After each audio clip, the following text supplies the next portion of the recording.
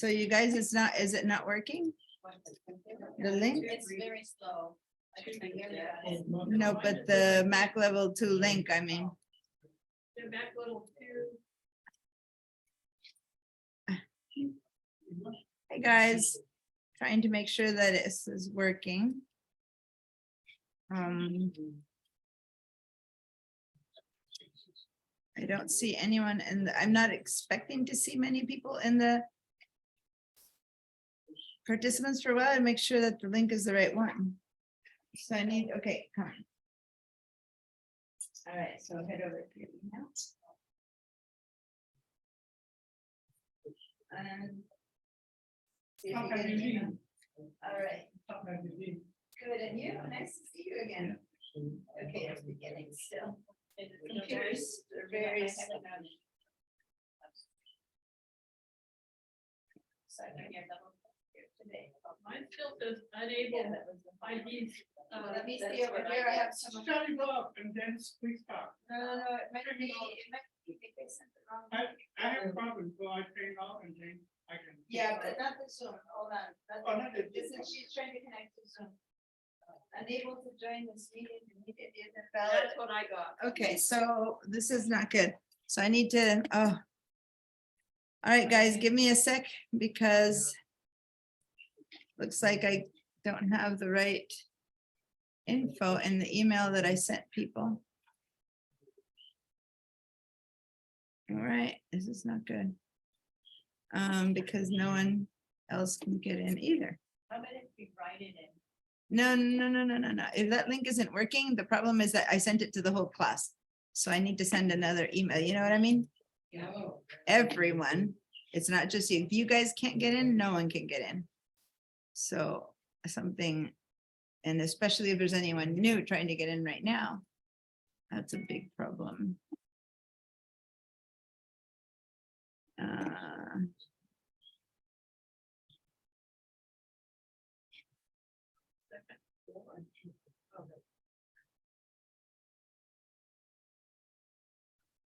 Okay.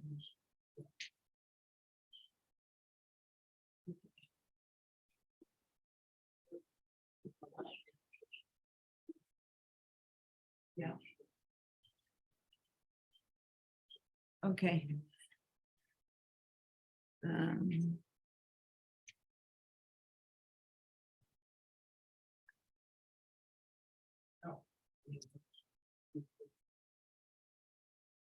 This is what this was.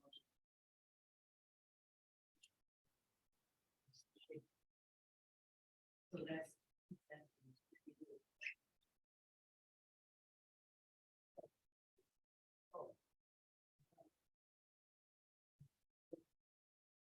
Oh, hold on, I'm trying to fix this because it looks like it's it's my problem. Yeah.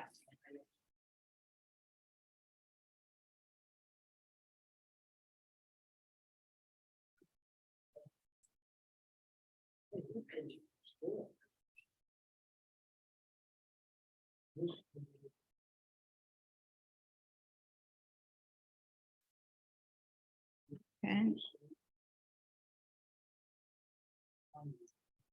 All right, so I just want to make totally sure I'm on the right one. Okay, I just need to get this email to everyone, so give me 1 second.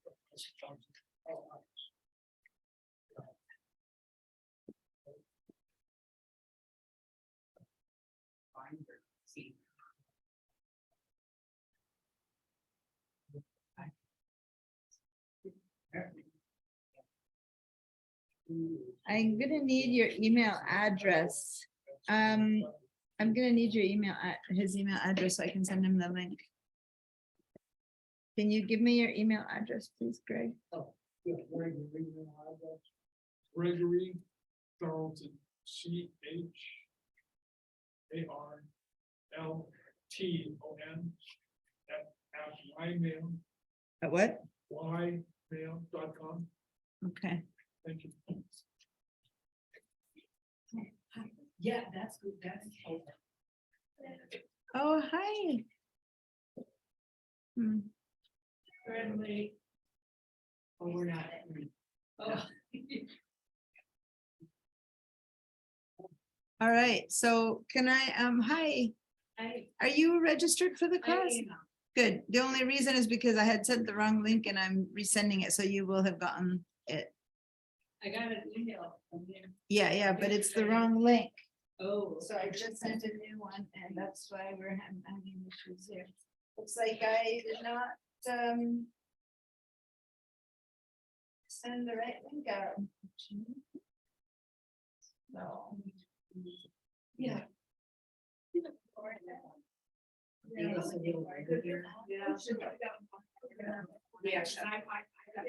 things. Spreading out. Okay. No.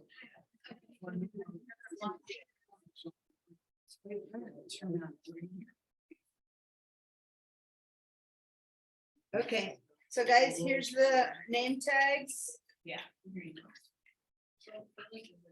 I need to make.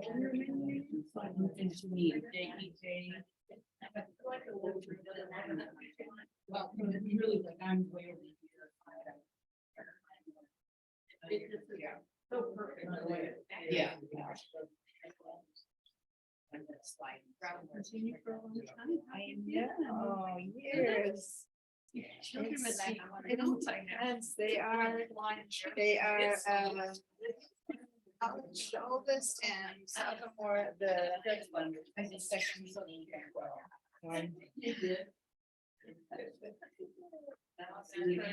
House class. And it's hybrid. Yeah. No, that's fine. Okay, guys, I'm hoping that someone else got the new link. Yeah, we got it. But you guys are locals. I hope all the other people got it. Okay.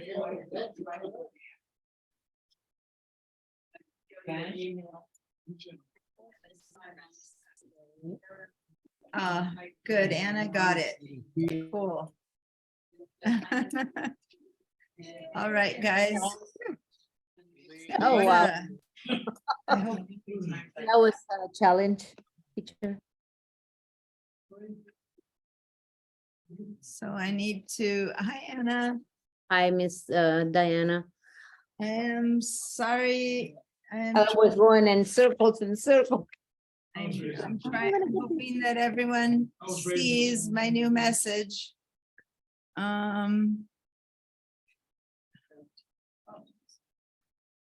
Okay. I got, I'm gonna individually.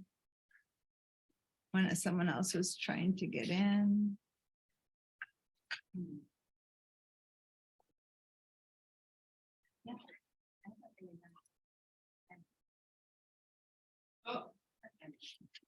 Okay, sorry, guys, I'm just dealing with sending all the email. All the people who emailed me saying they couldn't get in, I'm sending them. I forgot my, what if we forgot our password? Mhm. from my email?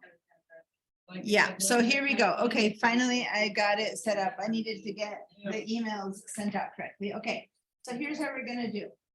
First of all, you need to sign in to your computers, right? Which you're trying to, oh, you don't have a pipeline account?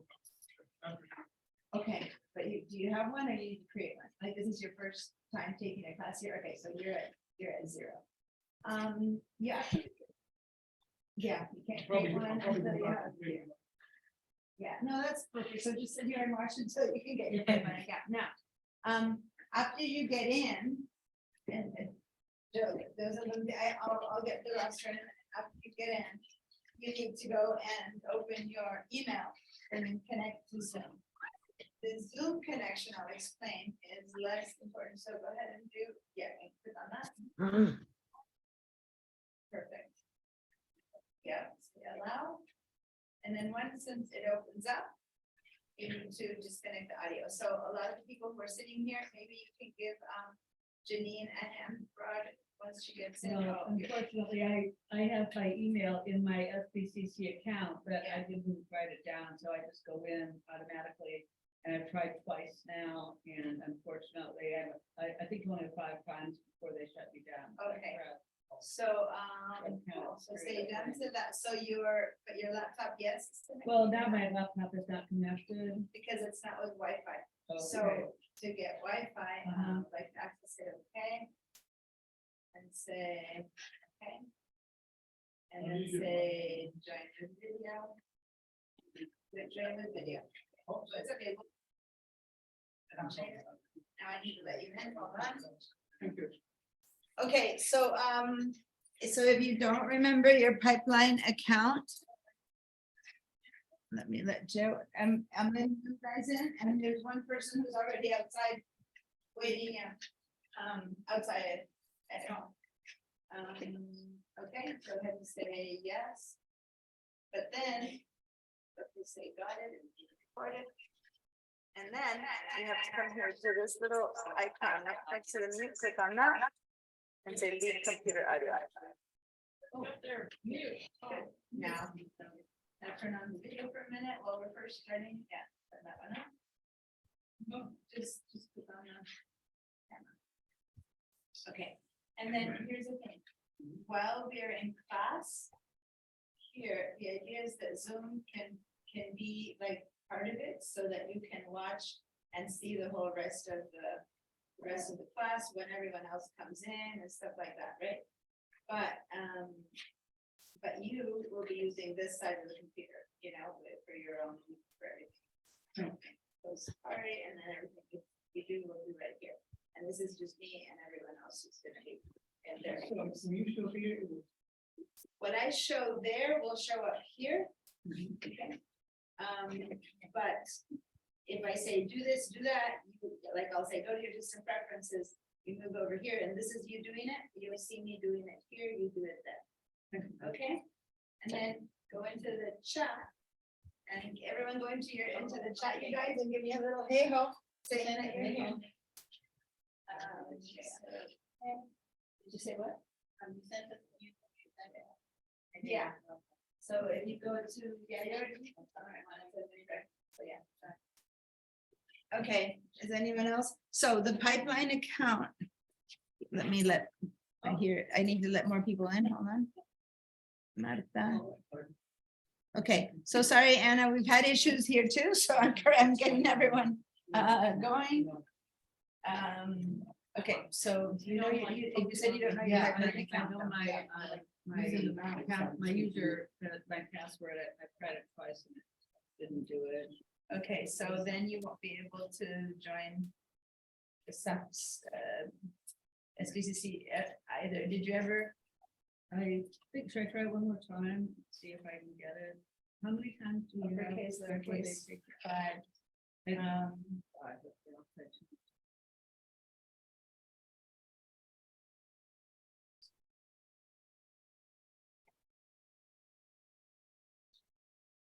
Yeah, so we're gonna wait because you can't.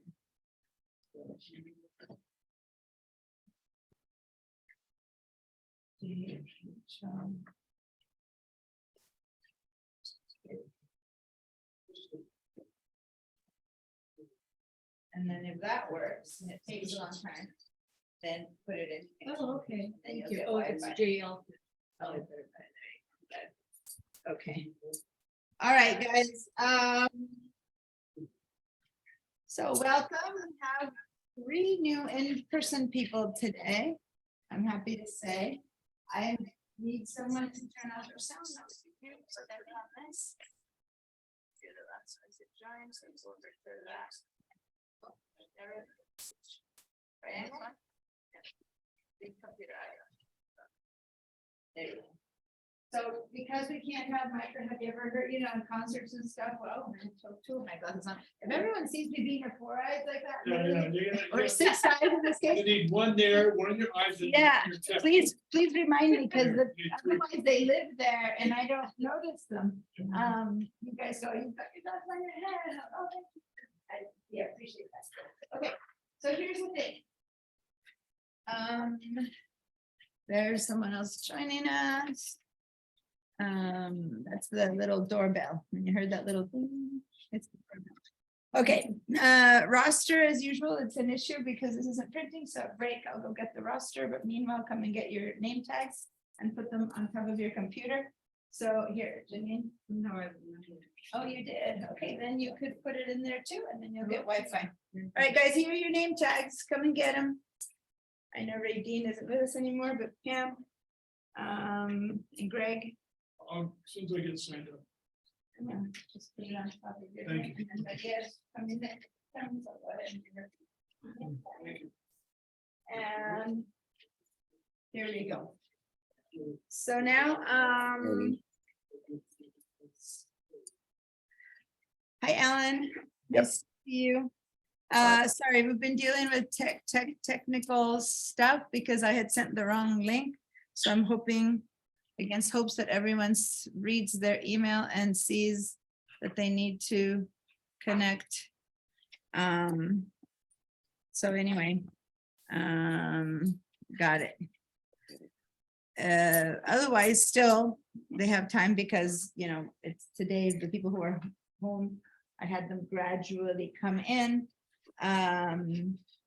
But Alan's been in my Zoom classes for a while now, so he knows the ropes for Zoom. And Anna, you know what to do for Zoom as well. So I am pushing, okay, so let me put this over here. Everyone can see, everyone here at school has already connected, and if you want to see the whole class, instead of just me talking in a big space at you, you can go to the top right corner of your Zoom window. And then where it says, it'll say view, and you can click on gallery, and then you'll see the squares with everyone in them, the way I'm showing you here. And then you can see the whole class. And then if you click view again and you work on speaker, then you mainly see the person who's the main speaker, okay? So the bar on the side. That's a big one, but I start shifting. Oh. So this is what we need.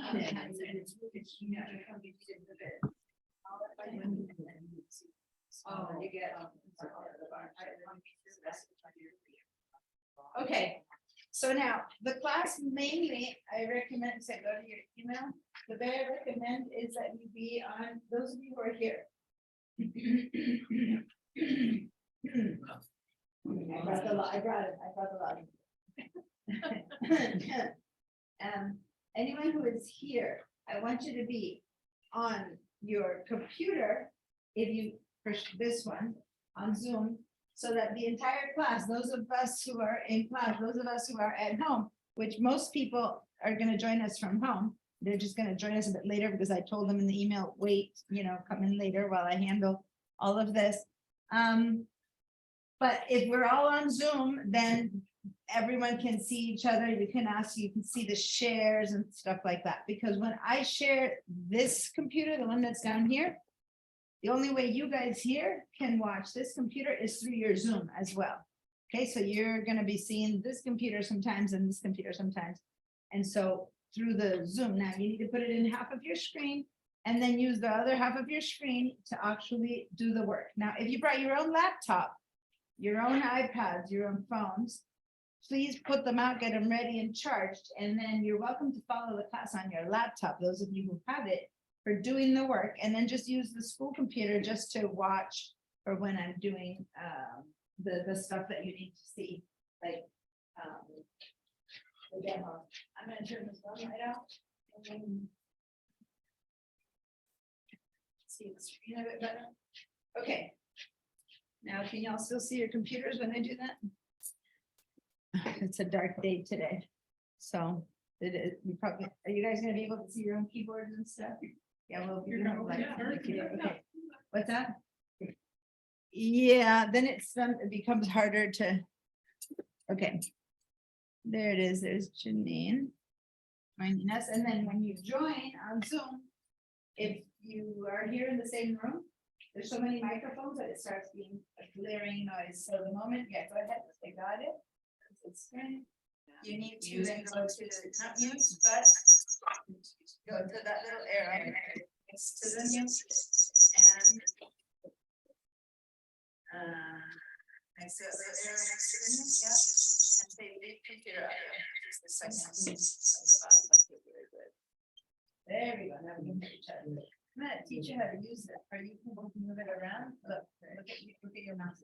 Instead of having to do that, right, you can just, like you're needing, like you can just move it all the way over. See how I'm moving the mouse everywhere from the same 2 inches? So you just do like that. It's a practice that should be fast. Especially if you're used to a laptop, it's a bit different. Okay, guys. So, and then don't forget everyone to go to the chat and give a little, hey ho, good morning, I'm here. Even though I'm seeing you in person, go to the chat. And it's mainly because I want you to find all your icons. The other thing I need to know for the people who are in person, you guys in the classroom, if you raise your real hand, it's fine because I see you. And in the past, that used to be enough. But the problem is that if someone at school, at home is raising their hand, sometimes I can't tell who raised it sooner. So if possible, go to the emojis or emoticons, what is it called? Reactions down in the bottom of your Zoom and raise the hand from there so that then you pop up to the front. And then if someone at home raises their hand, they too. And so I'm answering the questions in order of how they are arriving. Does that make sense?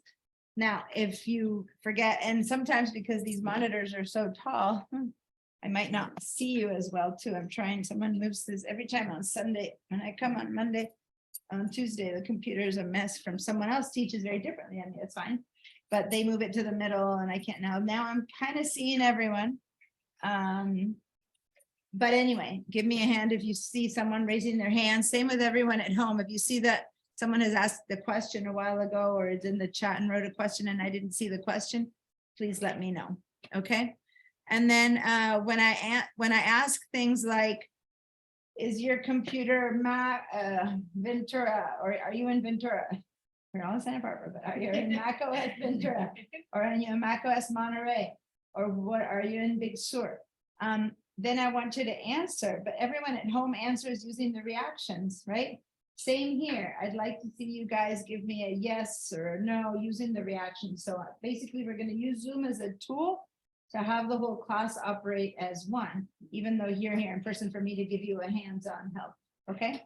So Janine, if you want to use your laptop now to do the class itself, you're welcome to do that.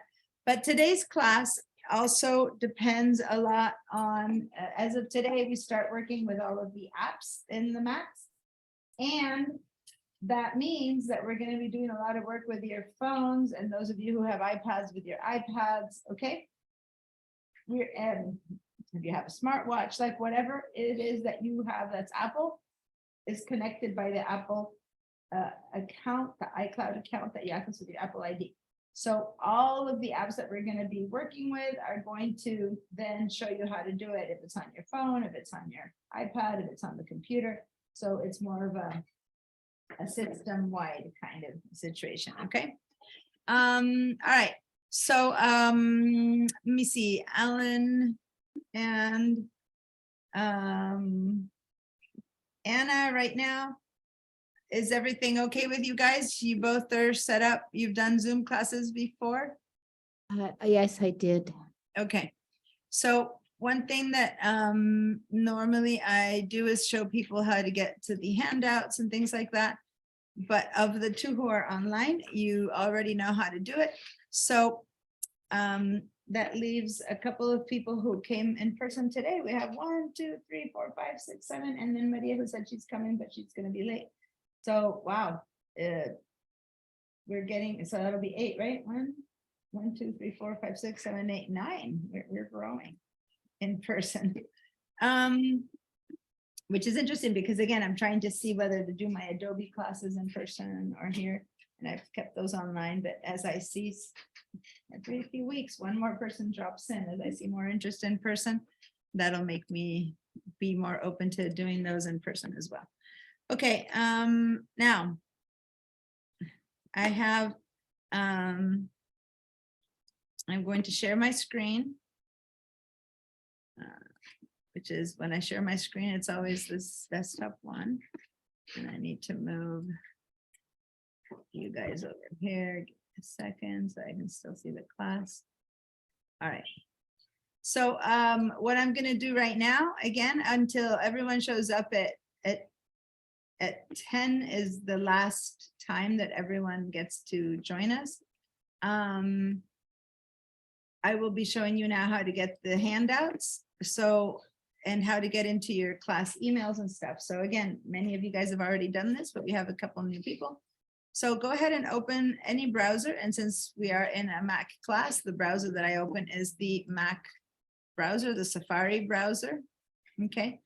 Now, when you open Safari, you notice that I just opened it and it was already in some pages. But if you close all your pages, you should be in this opening page or, you know, start page. Now, I don't know how many of you guys, when you do go online, you end up with a start page or what you use. We'll be finding out in a minute, but no matter where you are, we need to get to Santa Barbara City College. Now, I just want to show you that when I go to Santa Barbara City College, when I go to open a Safari, I'm sorry, I can either write sbcc.edu up there, right, which is going there. But I just want to show something different. When you do something consistently, the Mac knows, and down here, this is the start page, like when you open the start page, it knows. And down here, it says frequently visited. Favorites you need to put in there, like these are the ones that the Mac comes with automatically. It has these because these companies have paid to show up here in your favorites, like when you open up your computer and you still haven't used it, these already show up here. But you can put other things, you go here and get rid of these. So if you never go check Twitter, well, you don't need to have Twitter here, right? If you never check Bing, you don't need to be here. You can put your own favorites, like make your own list of things that you're going to get to. But beyond that, down here, you have the frequently visited. And if you go once a week or twice a week to SBCC to get your handouts, to get the emails and stuff like that, it should be popping up here. And so check on your real computers, the ones that you're using all the time, to see if you have been going to places repeatedly. You'll see them here under frequently visited. I'm just saying that to show you how to save yourself from having to type in there sbcc.edu. So over here, I see already my sbcc.edu pipeline account is here. So when I click on it, well, in this case, I already had memorized my name and password, so I went in there. Yes, right? What's the difference between Banner, SBCC, and Pipe?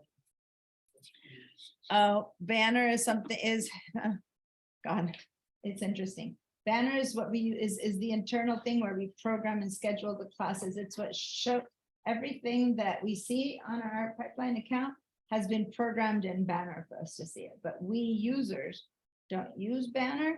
But if you go, for example, to check the class schedule or something like that, and you go into this place, this is Banner. So it's, for us, it doesn't matter what it is. It's the school programs everything in Banner, and then we see that kind of information. So we are as users of this page, it doesn't matter. We need to get into our pipeline account, which then shows us certain things. And for people who are students per se, I see a ton more because I have other needs for it. But for students, what you will see here is just the word home or student, right? You won't see the rest of it. So in student, you should head over to student resources. Now, let me just tell you that if you click on the word student, then you get to this page. So you don't need to get to this page, because what you get to this page is exactly the same as if you were just right here. See, it's register student resources finance, register student financial aid. So you can just go here from student, hover over the word, and then just click straight student resources, and then you'll be here. And this is a great place to be. Student resources is a good place to start and just manipulate everything. Now, for example, if your computer could work right now, through your pipeline account, you can just sign into the Google class, but first you need to have a school account, right? Meaning, if this were any other computer, you could be doing it, but like you could be signing up on her computer like that. But since you can't get into it until you have a pipeline account, there's that little issue because normally you wouldn't be here if you hadn't registered yourself. Anyway, but that said, once you're in your pipeline account, and this is for everyone who's here, on the right side, way over here where it says class resources, you'll see Google Drive. Click on that Google Drive and it'll take you to the class files. Before I click on that, let me just show you though that on this side here, you could be registering or checking whether you are registered in a class or not. This will tell you, and if you have to pay, because if you're taking credit classes, you have to pay. These are all free, so the bill part doesn't matter. If you don't know your SBCC IDK number, all of our classes with this class schedules, et cetera, okay? So this is you as a student, how you would handle the classes, and this is where you would register. Anyway, let's head over here to Google Drive and click on Google Drive. So the far right side. Okay, bring some more people in. And now when you're in your My Drive, if this is the first time you go there, you'll be presented with a whole like, hello, welcome, get started. Hi, Molly, nice to see you. How are you? I'm showing people how to get to the class handouts and the class files. Most importantly, because in the class handouts, I have the list of class recordings. So that when you miss a class or want to review a portion or are late or have to leave early, you can click and watch the class recording. So this whole class is being recorded because it's on Zoom as well as in person. So when you get to when you get to the student resources and click on Google Drive, okay, that's what we're doing. In the My Drive, and when you get there, you're in My Drive. And you need to go down one to shared drives. So click on shared drives. And there on shared drives, if you scroll, well, you will only have one class if this is the only class you're going. I'm going to scroll down, I'm sorry, to get to what you should be seeing is this called Mac Intro Level 1 and 2. That's what you should be seeing. So double click on that. Now, again, for those of you who are here at school, once I share my screen, Zoom takes over. So what you are seeing on your screen is my Zoom. But I want you to be able to do this yourself, parallel, okay? So in order to not have Zoom, like you have your own computer, you can do it there. If you want to do it here, you're going to have to share your screen. So you need to hit escape on your keyboard, your computer keyboard, escape, and then that moves sideways and then you can actually click on chat again to like you can over here to this pop up. Yeah, but go like this little arrow. Yeah, click on it. Just click on that little guy. Look at how your mouth is not touching there, and just say close. That way you can move all of this over. Perfect, and that gives you all of this, okay? All right, I was just showing how to work with those of you who have your laptop here, you can let this take over your screen if you're going to use your laptop. But if you're not going to use your laptop and you want to use the computer, then you need to go ahead and hit escape. And then you can move this over because when I share my screen wants to take over. And now you have your own, and then you do everything that we're telling you to do in here. So make a new tab, go to pipeline, over here, go to student, whatever, just so you know how to get it. Okay, so again, unless you're working on your laptop, most of you guys are, except for Rod and Greg, and I'm afraid that my charge won't hold. So that's Got it. why. That's fine. So then you get into the class files. And then right here at the top, you will see a list of recordings. Now, the one that you see here today is the one for last week's class, Mac Level 1, right? Because that's the one that we were on. So if you double click on it, you will see that I have a list of all the recording links to take you to day 1 through 6 of Mac level 1. So at the end of today, because after this class, I teach another class, and then at the end of today, I process the videos. If you go to the same place, you will have the links for Mac level 2, and you will see next to today's date, which will say November 8th, you will see one link that'll be the recording of today's class, okay? And that way, those of you here, and I'm backing off a little bit, so if you, once you open these, if you're done with this and you don't need to see anymore, I'm going over here and clicking it, and it takes me to turn it off, takes me back to the handouts.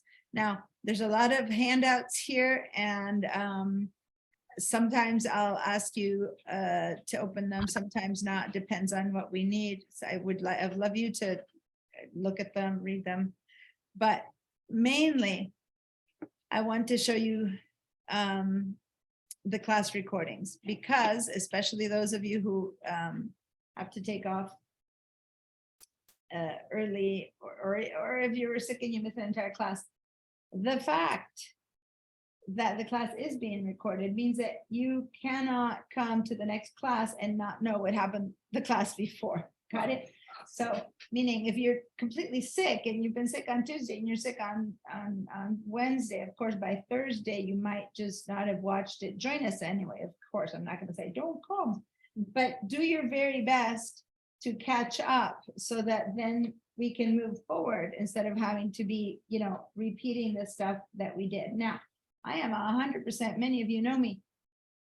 In fact, today Greg's the only person who doesn't know me, but I repeat things all the time. I review, and I am happy to take questions that have been asked and answer them 20 times. I am patient as whatever. So I'm not saying don't ask me questions if I've said it. I'm just saying I like to make sure you've heard it, and then whenever I teach new things, I build upon it. But that doesn't mean that you can't go back and go, please say again what you said 25 times. I will say it 26. I am fine with that. But I'm not fine repeating to one person who didn't watch the recording the entire class that they missed while everyone else is waiting. Does that make sense? Yeah. Got it. So it's different. It's a different thing. So cool. I did know that there'd be mostly people that were okay. I don't want to jump into the class until 10, because 10 is when I told everyone else to join us. But everyone here is set up with Zoom. I've only got 2 or 3 people back there, meaning at home. So I'm gonna show you one or two more things that I think might be pertinent for you guys. If you are having trouble from the handouts, if you're having trouble with the fact that at home you have a small laptop, that's it. And then you have me on Zoom, and then you have your laptop, and it's a small screen. And it's hard to watch the Zoom and also do the stuff. You're welcome to borrow a Chromebook from the school. You come at this schedule to Wakershop campus and show them that you're registered in class, and you can borrow a Chromebook. Now, a Chromebook is a computer that it's a very simple computer, and it just shows you the internet, right? That's all it does. So you can't learn how to use a Mac on that one, but you're in the class because you own a Mac of some type or another. But if you borrow a Chromebook, then you can open up Zoom online and Chromebook, watch me show you the stuff, and that'll leave your computer free to do the work, okay? So if that's something you want to do, right, because it might make it easier, especially if, for those of you who are at home working just on a small like AirBook laptop, then it becomes easier. Now, if you have an iPad, you can use an iPad instead of your second screen, or you can go and buy another monitor and connect it to your computer and just have 2 monitors. Whichever way, it just makes it easier. But I wanted to show you that school provides you a Chromebook when you're registered, okay? So that might help. Okay, so that's one thing I wanted to show everyone. And then I also wanted to show the fact that we now have a food pantry here at the Wake Center, which is new, meaning it started a few weeks ago. We've had a food pantry in the main campus now for many years, but for people who don't want to go all the way to main campus, and then you have to park, which is a disaster because you need, permits and it might be hard to get to the food campus unless you're a student already there with parking permits. So we have one here at the Wake campus, and so if anyone comes in here, go all the way to go all the way around in the parking lot, and the room 22 is in the back of this top parking lot. And that's room 22. So you can go once a week and pick up anything you need. All right, so just wanting, So what eat is there too, what's that? instead of taking them. Thank you. And yes, people have asked me that. You can also donate. Thank you. That's a good question. I've been asked that before. So I went the first day they opened, I went and asked and I said, yes, you can also drop off food at the food pantry. This is the food pantry. This is a location, but it is the food pantry, the one handled, the food bank of Santa Barbara. And in the main campus, we also have our own gardens where they put fresh stuff in our own gardens, but here there's none of our school garden stuff. There is whatever comes from the food bank. But so as much as you can donate to the food bank, you can drop it off here and donate here. Okay, so yeah, great question. Thank you, Joseph, for asking that. I forgot to make you a name tag, Joseph. Yes. A shared drive question. Yeah. What's the difference between shared drive and shared with me? Is there like a simple answer to that? Yes, there is. Let me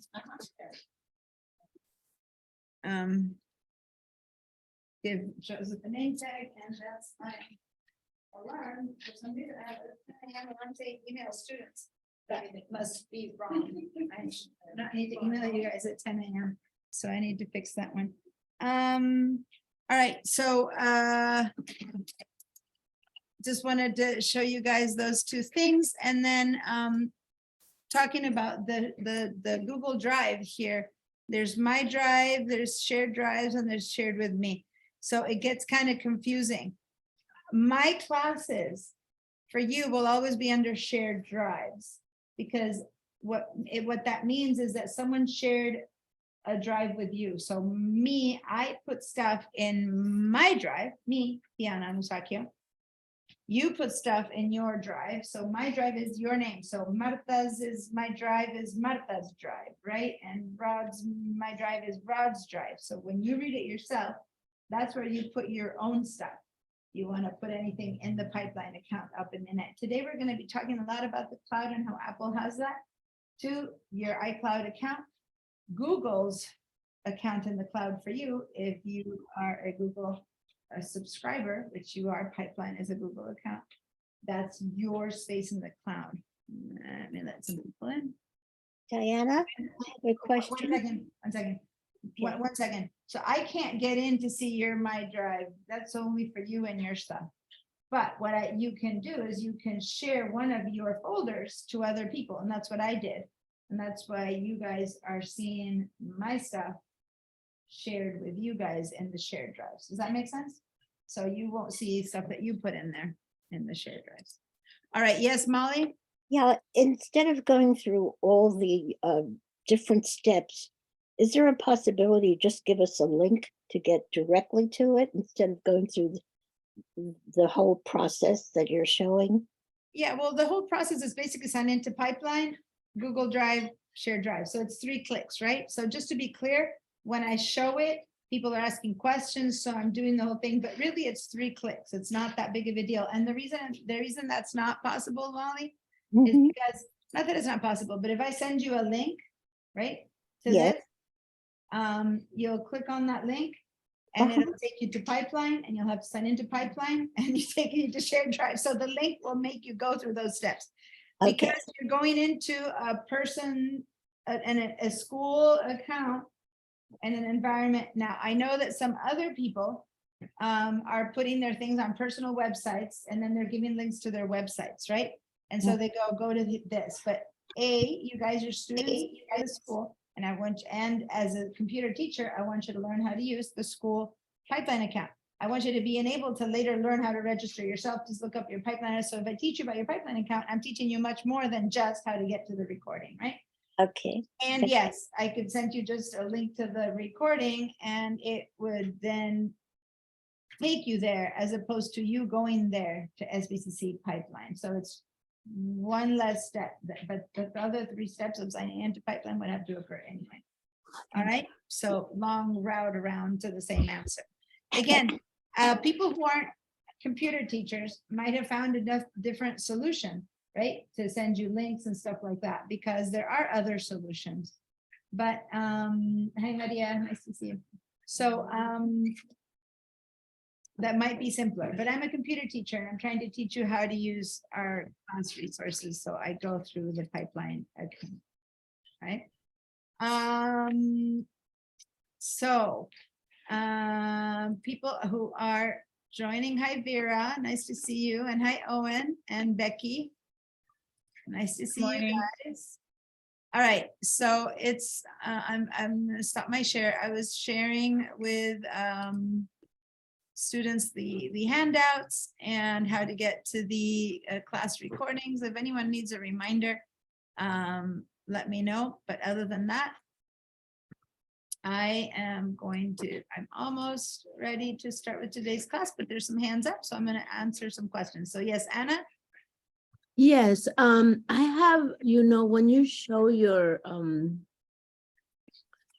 when you open up and you have all the windows on the bottom identified, you can click. I don't know, I don't have that and I don't know how to set it up that I can leave that in there and click directly from there. So you mean when I show the recordings, No, when you started open it up, your like there, computer, before all this, when you click in your Apple, before all this, you have this, say that I don't have that. I don't know how yeah, to. the start page. Okay. So how I got to the start page, we're going to actually, one of the things that we're going to begin to use today is this application. So it's like you're jumping straight into how to use this application. So it's the perfect question, meaning that's exactly what I'm going to start teaching you, Anna. So give me a second because everyone else is joining us, as you can hear, because it's 10 a.m. and then I'll get to your question, okay? Perfect, thank you. All right, and then Martha, your hand is up. Yeah, you answered. I was wondering Oh. what the difference between shared with me Okay, and got it. So I answered that, so I'm lowering my hand. Okay, great. So for everyone, and here's, Michael and Mary, everyone's popping in, guys. Hi, come on in. It's 10 a.m. and when I'm saying hi, come on in, it's all the Zoom people that I said to show up at 10 if they knew the ropes are showing up. So welcome to everyone. So I just want to remind everyone at home. Well, first of all, I want to remind you that this is a new class. This is Mac level 2, because some of you guys, I mean, you clicked on a new link or whatever, especially the new link that was wrong. So you all should know. Hopefully I didn't miss anyone who is still waiting in the other link trying to get in. But what I wanted to remind you is that when you go to get the class recordings, what you're seeing up there right now is still last class's recordings. And as of tonight, you'll see the new one with the first day of today's class recording, because even though for you guys, it's another Tuesday, Thursday, technically for us, it's a new class, right? So all of this stuff is happening. Now, what the last thing I wanted to say is that if you can't come to class one day, or you can only come to half a class or something like that, that's fine. I mean, everyone is allowed to miss a day or two, but to please watch the recordings. And I told this to everyone, but since like 5, 6 other people just joined us, I want to remind you to always keep yourself up to date using those class recordings. And to try at least to sign in to every class. So even if you have to miss half of today, if you sign into the class like this, meaning in Zoom, like maybe even some of you who can't come one day in person, but you can use your phone or just click on that email link I send you and sign in. I let you in. that allows me to say, yes, you attended, as long as you also watch the recording, right? But if you just watch the recording and don't attend in any way the Zoom, or of course, drop in, then I can't give you attendance. And that's how this free class is being paid for. The school pays, the state pays the school, because we say 10 people were in our class today, 20 people were in my class today. So they paid for 10 people for 20, not because you're registered and don't come and watch recordings. Then I have to drop you. I can't keep you in the class, and the school is not getting paid for you. So sign in, even if you have to go half the morning away or come in late. Sign in on your phones, those of you who are here in person and you don't have a computer, just sign in during the day, even if you stay 10 minutes and then watch the recording. Yes, Joseph? You used to have 3 levels, now you only have 2 levels. A couple of years ago, you have It's the intro to the Mac, 1, 2, 3. then level 1 and level 2. So there was never a separate 3. And then there's the list, the photos, Okay. living the iLife. So the names of the classes are ridiculous, but intro to the Mac is the first one. Then it's level 1, level 2. And then there's the living the iLife, where I teach you how to use your photos and your movies and your videos. What is that? And this one, these are the Mac classes. Now, although two of them say level 1, level 2, it does not mean that they get harder, kind of like, math 1 through 4. You could not jump into math 4 if you didn't take math 1, 2, and 3. I teach different parts of what it takes to understand your computer. So if you're today on level 2, that's fine. Another time you can take level 1 intro or the photos class. Does that make sense? And then you learn different parts. Now, of course, it makes sense that I do start of some of the very basics in the intro, because that's just what I teach, all the system preferences, settings of your computer. I teach file management in this one. Today, we're going to be learning a lot about apps and the whole iCloud, and here I'm teaching the photos. So if you know nothing, any of these will teach you a lot, but so it's not, that's why I'm hesitating, because we're renaming these, and I'm hesitating to call it 1, 2, 3, 4, because then people will go, oh, I mixed one. I have to wait a whole nother semester before I can start, and they're not sequential. So it's a bit of a problem with learning how to name them. Yes, Greg? You're Does not the teaching the operating fourth. system Oh. that you have in your Mac make a difference? Yes, hold on to that question, but let me say what someone said. This session in the fall, I'm not teaching the 4th one. I've taught it now 3 sessions in a row, and usually because of the name, it's harder. People don't know to sign up to it. And so on their own, people don't sign up. They sign up when they're in my classes, they learn about it, and then it becomes over full because everyone wants it at once. It's available in the spring. I'll be teaching it, but this fall, there is no time in the whole setup. So take this one next time, but usually I teach it twice a year. These 2 also twice a year. This one sometimes, again, people don't know and don't sign up to that one. So it's also, anyway, whatever, long story. The main confusion is that people tend to take level 1 thinking it's the first one, not knowing that there's also an intro, so it doesn't matter. Take them whenever you can, in whatever order you can. You'll learn a lot about computers, your Mac computers. All right, Molly, your hand, yes? Oh, and I do have Greg ask about OSs, and I will be answering that, but that's kind of that's what the class is about. So I'll be working on that the moment I start teaching, which is in a minute after I'm done with these questions. Molly, can you unmute yourself? Yeah, what's up? Yes. Did I hear that you're teaching Mac 3 and 4? I've never heard of that before. No, someone asked about Mac 3 and 4, and I'm saying that if you really count, these are 1, 2, 3, 4. So there are 4 classes, but I don't have any class labeled that, and none of these are really levels. So that's when someone said, you used to have more. Those are them. They're not, those are the 4 Mac classes that I teach. Okay. On iPhone, do you still teach that? No, yes and no. Today you will see that I will be teaching everything using the iPhone. So I teach it within the context of these 4 classes. Now, I am looking at trying to put in just a class for the handheld devices and stuff like that. It makes more sense to expand these and to always be parallel, because when I teach you how to do, the only class where we don't use the app devices as much as level 1, because it's about file management, and most of us manage our files on our computers. Although you could manage them on your phones and iPads.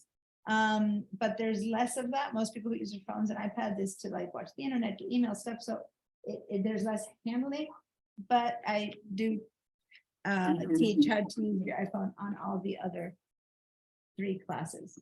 Okay. All right. So now there's 2 questions that I said I'll answer later. First was Anna, who's wanted to know how to use Safari, the start page. And then Greg, who wanted to know about Mac OSs, which, by the way, Greg, since once you do get an account, I spent hours talking about all of this. And you will have access to the links of the recordings of the intro to the Mac and the level 1, and especially intro to the Mac. I spent the first few classes. That's basically all we talk about. So I'll talk about it a little bit here today, because it really is, you can't teach any of these without ever talking about the OSs, okay?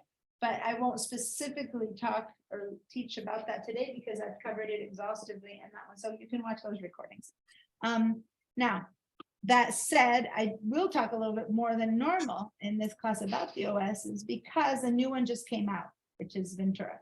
So we normally wouldn't address it so much in this class, but I will this time because of that. So I'll talk about it in a minute. Julie, your hand?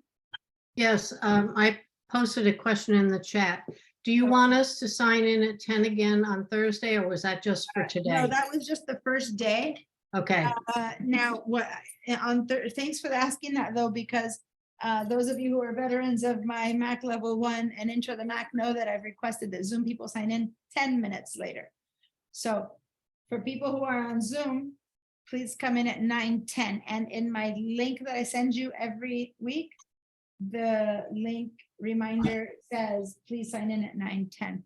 To give okay, us 10 minutes to set up everyone who's here. Now, the more people we get, the more I might technically need 15 minutes, but not really, because then people are learning it. So today I only had to support 2 people who were new, because everyone who's been here already kind of knows what to do. You know what I mean? okay, So yeah, so 9:10 should still work for everyone who's home okay, thank you. to sign in. Great question. Thanks for asking that. Which reminds me, some of you who are good at emailing and are here in your computers, please send me a quick email. Julie, you're good at this.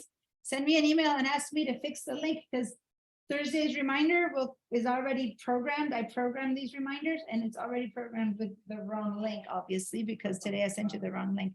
So I need to reset that reminder, but you all know now that if you get the wrong link, look, because if I forget to reset it, I'll send another one saying, this is a good link. I don't know what that link was all about, but there you go. Hopefully, as I said, no one's sitting there waiting instead of being here. All right, so a couple people joined since I was talking. So hi, Josie and Michael and Mary and Mary, to 2 Marys, Mary Oakley and Mary Mao and Annette. And I think everyone else was already here. So cool. This is it. This is the class. A couple people missing who warned me they'd be missing. So good. That's most of you guys. Welcome. So I see that Mary having issues in CARP with the internet, but good. Not good. I mean, bad, but thanks for letting me know. It's not good. But I guess the rain's probably the wonderful rain that we love, but that is truly a drizzle in comparison to a real rain in the world, does affect our communication, because it's like, oh my God, I'm drowning, but we're also happy about it. So no complaints. All right. Starting from now, we're actually launching into the class. So what do we cover in this class? And by the way, I didn't introduce myself anymore because everyone here knows me. So Greg, you're the only one who doesn't know me. So, hi, we have a totally new student. No, Greg right here. Joseph's been in my classes before. He's new to us today, Maria. So, but he's been in my classes before. And some people I haven't seen in a while, right? Like since it's like pre-COVID times. So nice to see you back because, we're here, we're in person. But actually Greg doesn't know me at all. So yeah, I'm awesome. You'll be fine. All right.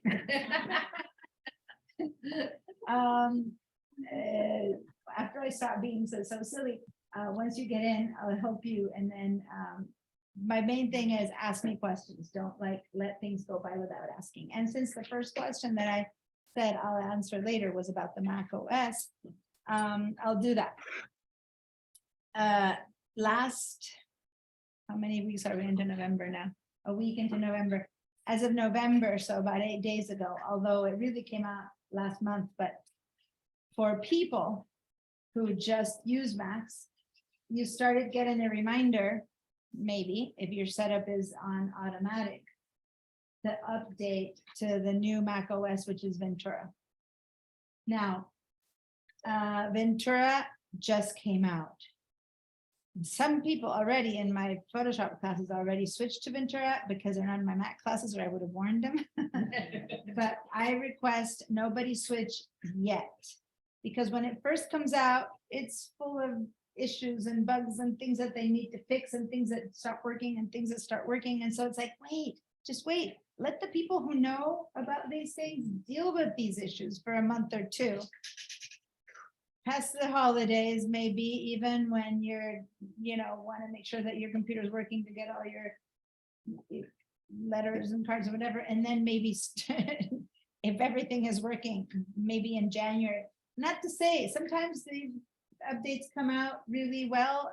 They're fine from the beginning, and other times they cause messes. So for my Adobe people, having a combination of Ventura and the new Photoshop just updated too, and there's like a lot of issues with the new connection. So what happens isn't so much that one thing doesn't work, it's the things that are not Apple that you have on your computer are the ones that tend to maybe not start working. So Apple's all happy with its stuff and everyone else is like, what did you do? And so like your printer might stop working, your mouse, who knows? Stuff, peripherals and other applications that you have suddenly start freaking out because your new system happened. And so, by the time you upgrade, I'll say, well, I've heard that people who have this, you should make sure to update this first, or don't update because maybe there is no update. You'll have to buy a new printer, that kind of thing, right? So you might just want to wait a little bit. If your computer did it automatically because your settings weren't, different, go check the recordings of my first intro to the Mac class where I tell you how to make sure that these things don't happen automatically, okay? So I'm not going to repeat that there, but you want to just wait it out and then update. Now, on the other hand, I don't want you to scare you and wait it out forever and have you hanging out in some really old OS, because then the next time you don't get the chance to go in between. So I'm actually going to, it's not charging. I need both of these to work. There, I was charging. I have my old laptop here. So the other day I had my meeting with, that I told you guys I was about to have, where I've been begging for a new laptop for the class, and they were like, no. And then I brought them over and showed them that the equipment we have in school isn't new enough to update to Ventura. I can't update this guy's to Ventura. And my oldie laptop that I've been working with for a while can't even update past Big Sur, right? So depending on how old your computers are, you cannot update, even if you want to the newest one. If so, that's fine. Keep using your computer. This is a 2012, 2013. Here it is, right? I'm still using it. It works. It just doesn't work for the newest stuff. And it doesn't upgrade to the latest OS. So if you guys have an old computer you're working on and it's still doing everything you need it to do, hey, that's great. You don't need to upgrade. I'll never say you have to upgrade. But if it stops doing the things you want it to do for one reason or another, that's when it's time to consider upgrading. And in this case, what I requested is a new laptop. They can't change all the school lab computers yet. These are from 2015. They just installed them this summer because non-credit, you get the leftovers from credit. So it's a new computer lab, but it's still old computers. So meaning the most they can go is Monterey. They're in Monterey right now, which is the newest one up until a week ago. And then they can't go up to Ventura. So hopefully I brought them over, showed them, and this time they went, oh, I see. So hopefully they'll find the funds somewhere to get me a laptop with Ventura. So that hopefully by spring, I can be sharing with you guys Ventura for those of you who update to Ventura.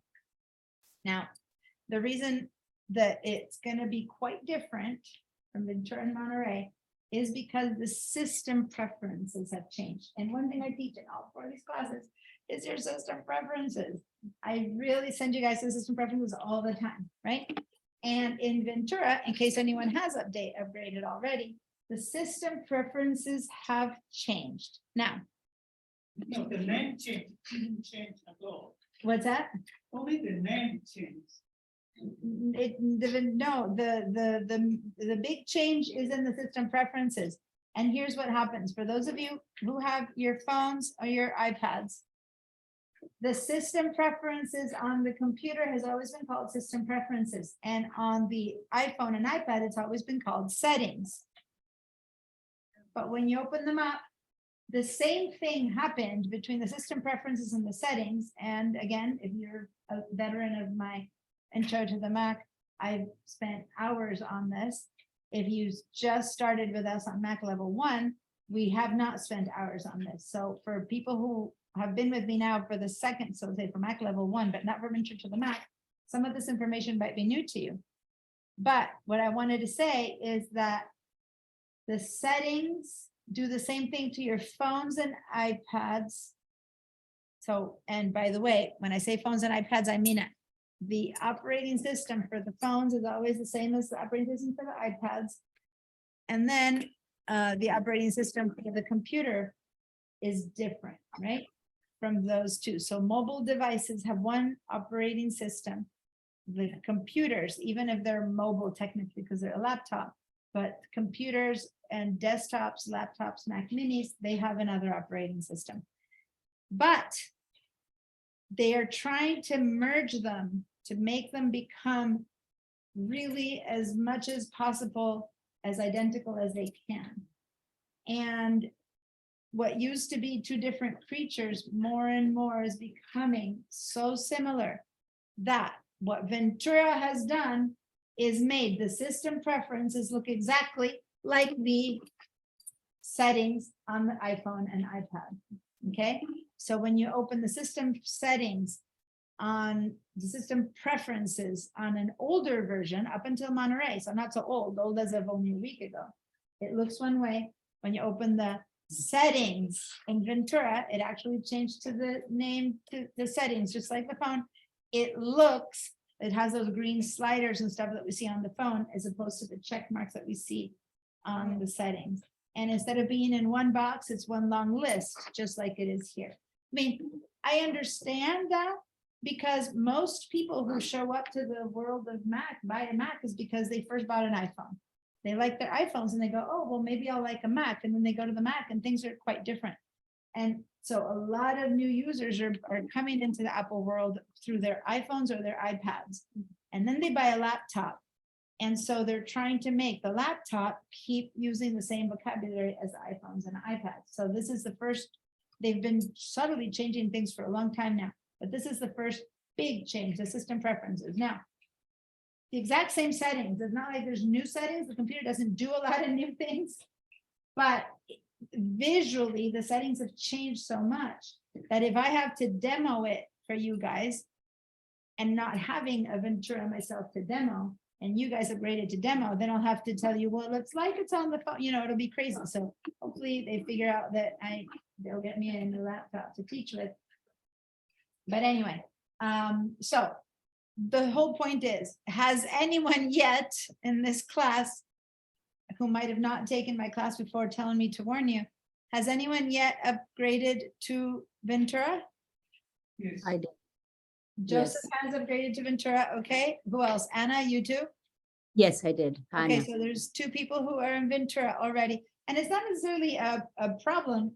I haven't heard of any problems with this one yet, like you start hearing, except for the Adobe, my Adobe users are having issues, but those are the two forums I'd check.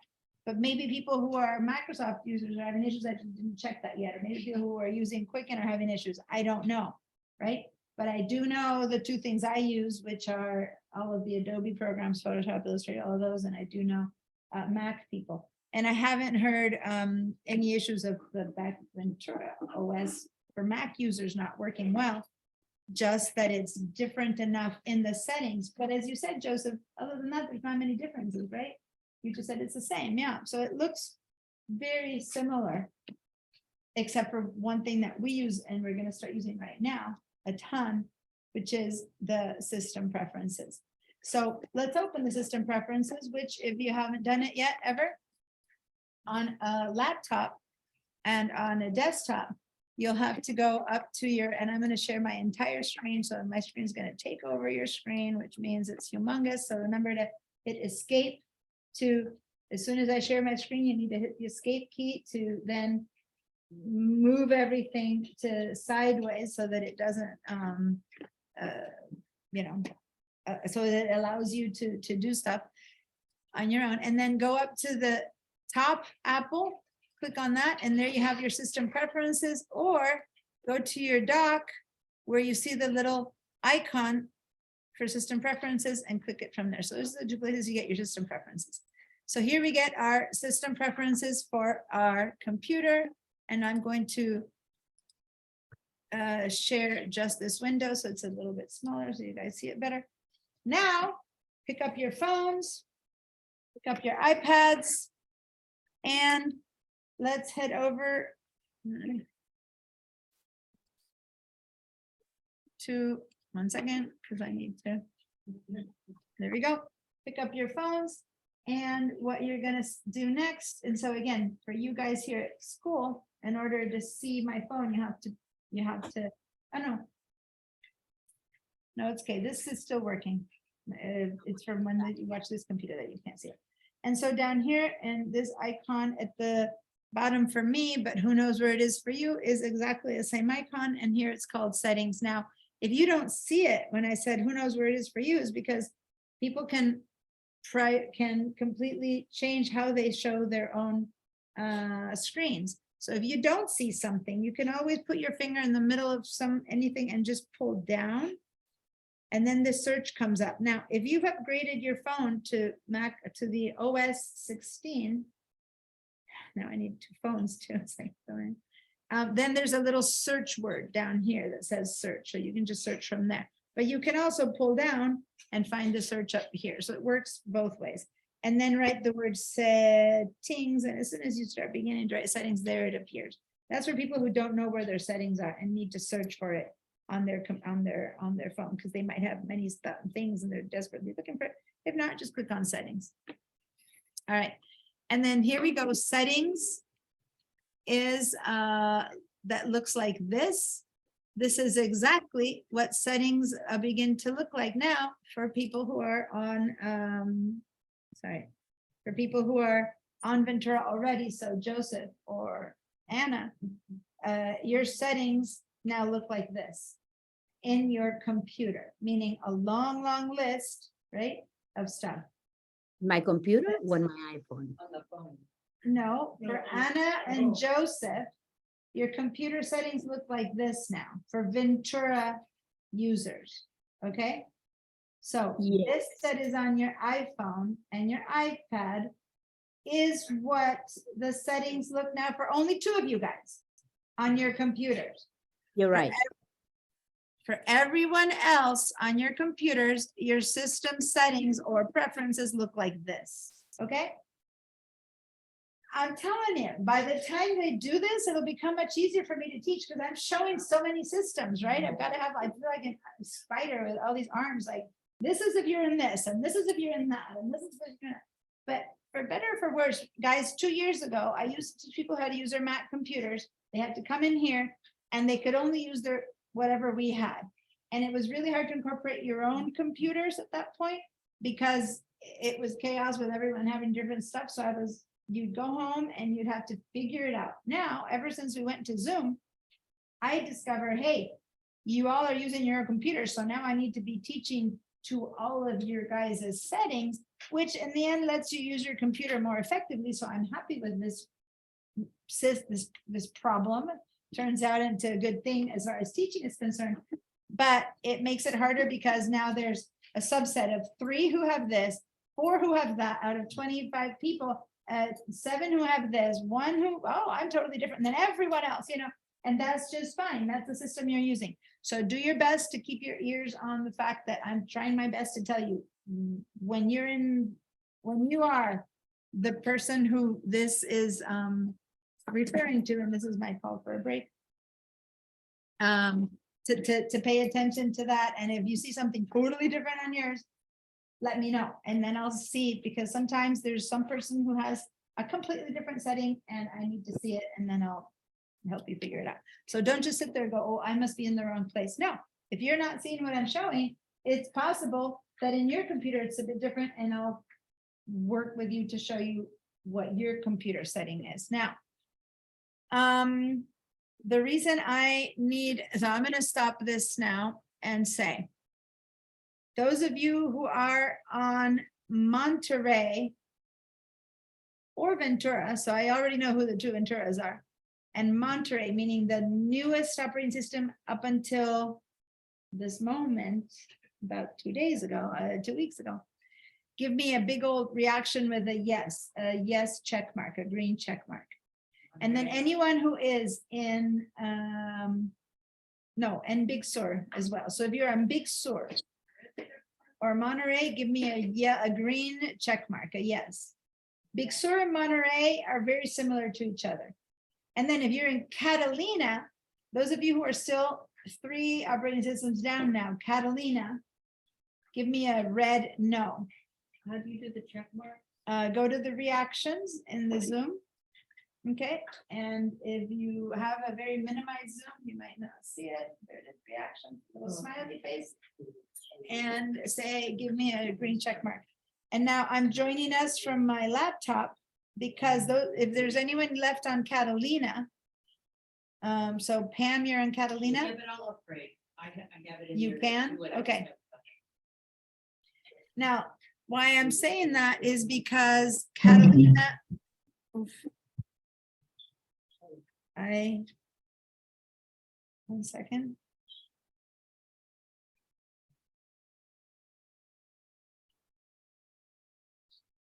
One second, because I'm connecting with my other account.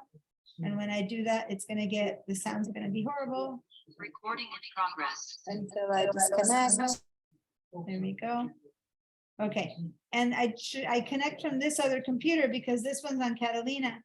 And normally I have 2 or 3 people on Catalina, but what I'm discovering, if everyone's answered, is that basically only Pam is on Catalina at this point. Julie, you upgraded, right? I'm on Big Sur. You're on Big Sur, okay. So we're good. So then on my old laptop, I cannot go above Catalina.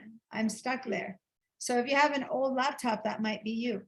But if you have a middling newer computer, you can go at the very least up to Monterey. Now, some people cannot upgrade to Ventura. For example, all the computers in this classroom cannot upgrade to Ventura, right? So there's certain stopping points. Catalina was a stopping point for some computers. Now, if you could move past Catalina, people were able to do Big Sur, Monterey, no problem. And now Ventura is another stopping point where some people are going to be like, okay, we can't move beyond Monterey. Okay, so Monterey would be the last you can upgrade until you buy a new computer. Now I just emailed this, so give me 1 second while I find that. I put it in.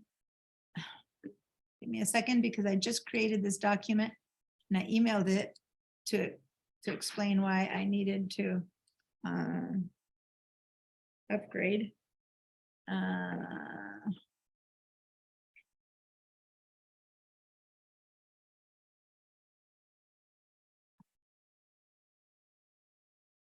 Okay. So let me share this screen.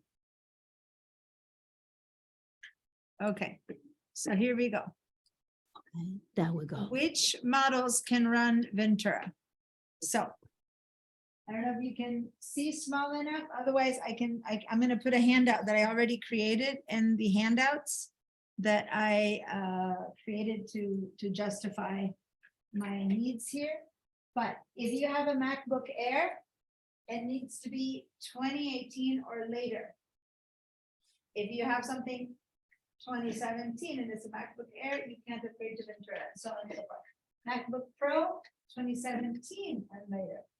MacBook 2017 and later, Mac Mini, et cetera, okay? MacBook Pro and iMacs, the ones this lab has, have to be 2017 and later, and these are 2015. Okay, so see how to read this, check your computer and see what your computer is. Now, when people say that and they go, well, how do I check my computer? Let me remind you, go up to the Apple.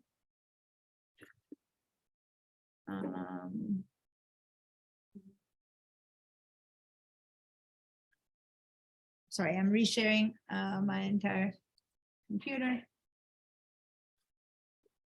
Okay, so you go up to the Apple and say about this Mac. And now when you see this about this Mac, now you can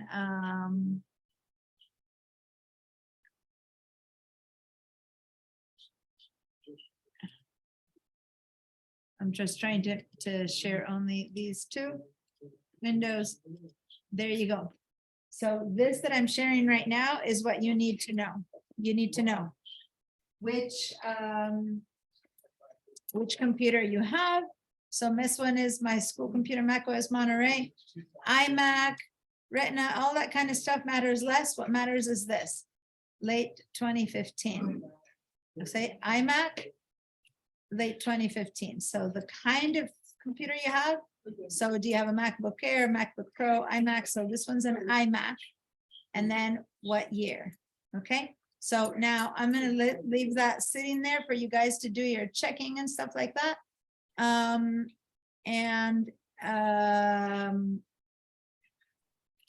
Here we go.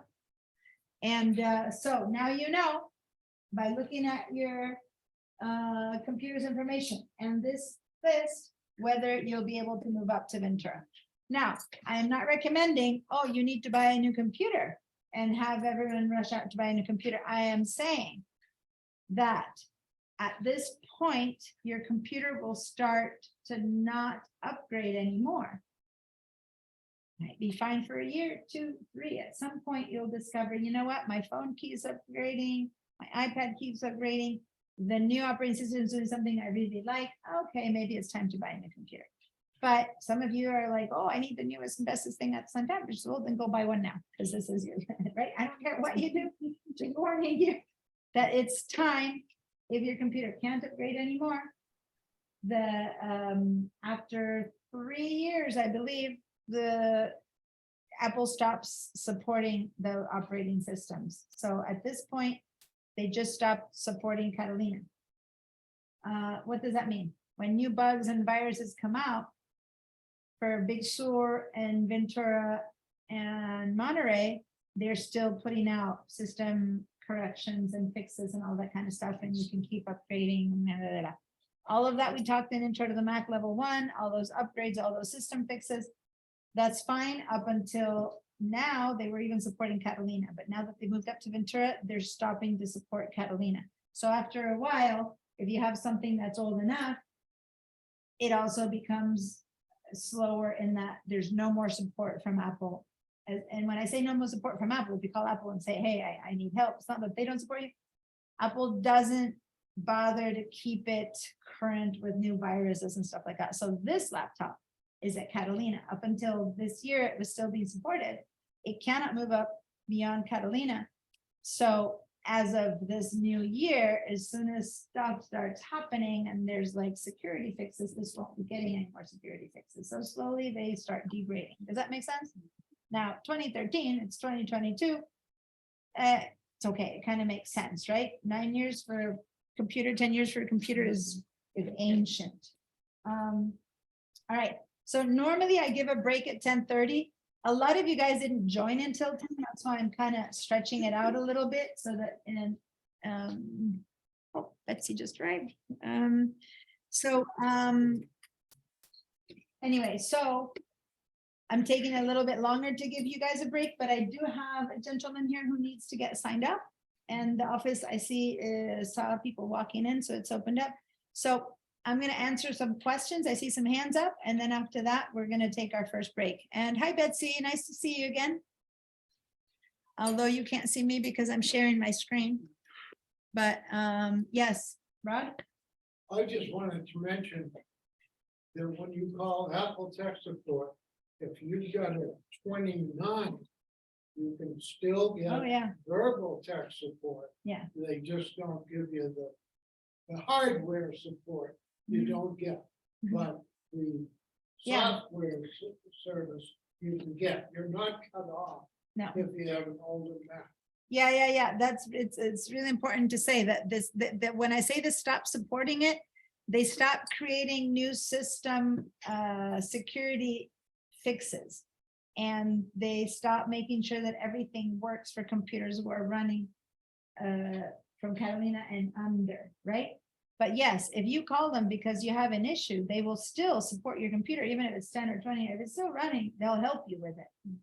That said, and let me be clear, if it's not working and you walk in with a 2013 to the Apple store, they'll do your best to convince you that you need to buy a new one. So if you have an old computer and you need it fixed because, hey, it works for me and darn it, I'm not changing it. And guys, I'm the one who cried tears when I had to get rid of my 14-year-old car a few years ago because it just wouldn't smog anymore. So I don't change just because. Then I recommend going to the Mac Mechanic.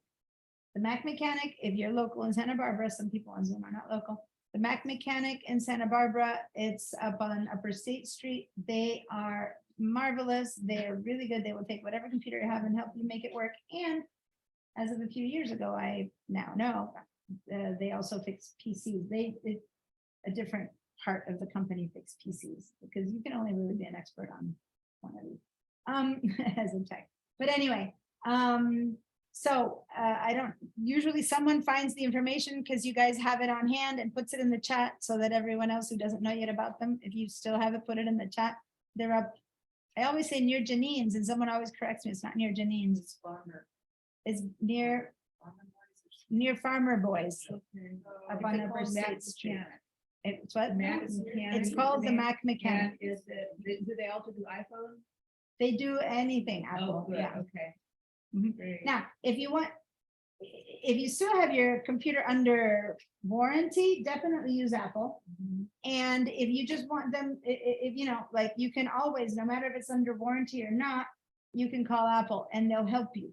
But if it needs to be fixed and it's under warranty, the Apple fixes it without warranty, then you might as well have Mac Mechanic fix it in the sense that they are going to work with your old computer instead of saying, by anyone.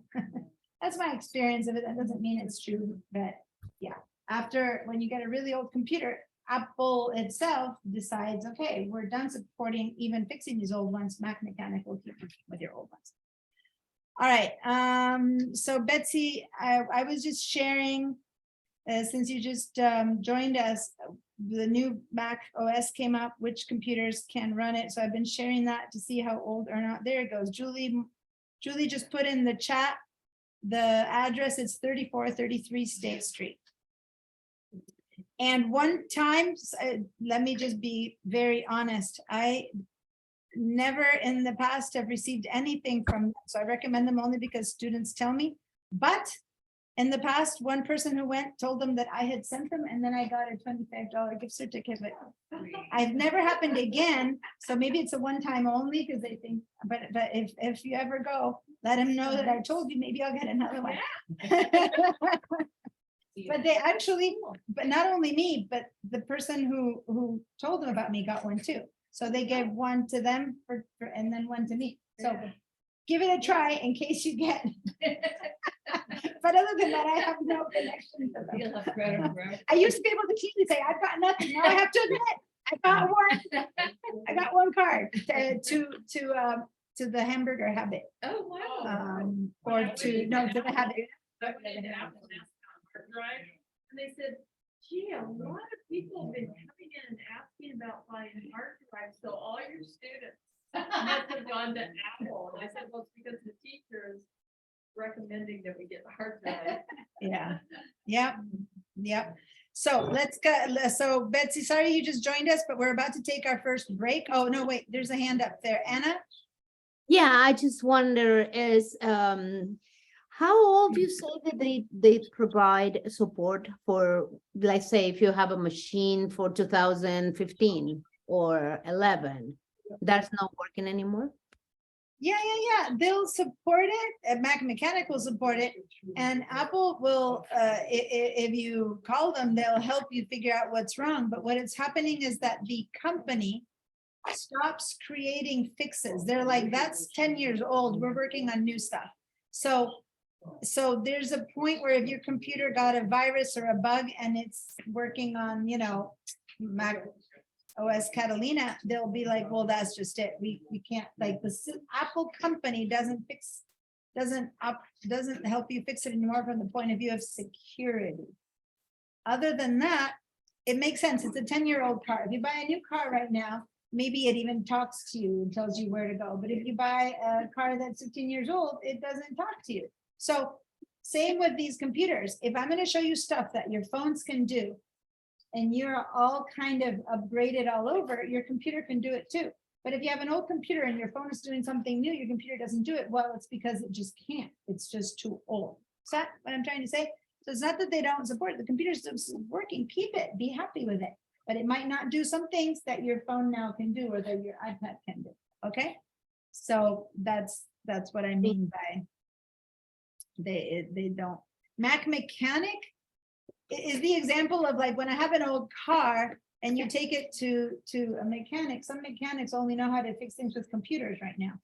And the old cars that still had to be fixed by hand, they don't know how to do it. And vice versa, old car mechanics who never got accustomed to fixing things with cars with computers now are left like, so it's like, that's what's kind of happening. It's like the older computers just need to be fixed in a way that's different than the new ones, the cars, I mean, and that's kind of what's happening. The car still runs, use it for 10 more years, but it just won't be fixable by plugging it in to a computer. You need to fix it a different way.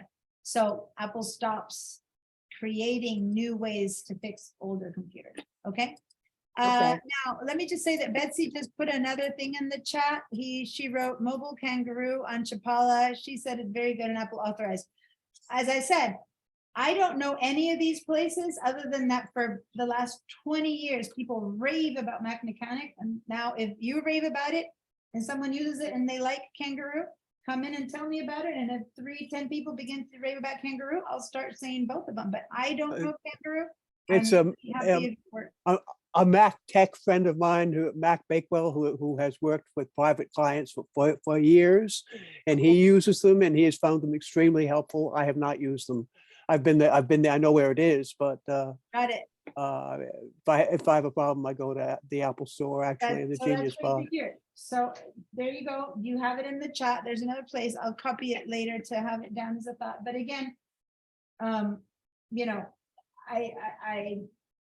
don't have any one of them hurt your computer and come to me about it. I have no relationship. I'm not recommending them. I'm just letting you know that they exist. And in the experience of my students, They are, I mean, they have to be Apple authorized, and both of these places are. yeah. All right. So guys, we're going to take our break. It's 10, someone figure out 15 minutes for me. Be back at about 4 after. So be back at, I'm writing in the chat at 11:04 a.m. Okay, see you guys. I'm gonna make everyone silent so that you can make as much noise as you want.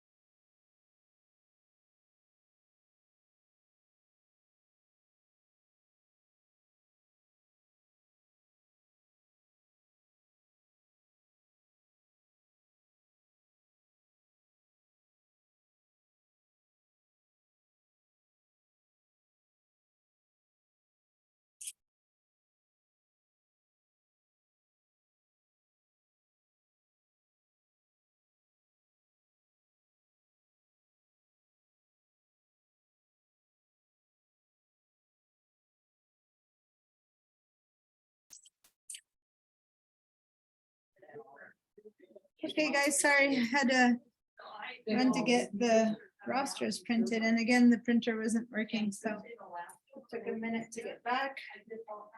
Hey, everyone who's here, please sign your rosters. Sign today's roster. I have it right here right now. Please come and sign today's roster. What is that, teacher? All right, guys. Ah, I just dropped the school phone. Should we check our attendance in the afternoon? Put it down in the chat. So everyone who is at home, please make sure to put your name in the chat. Say hello, give me a hey ho in the chat. People who are in person, please sign in to the class roster. All right.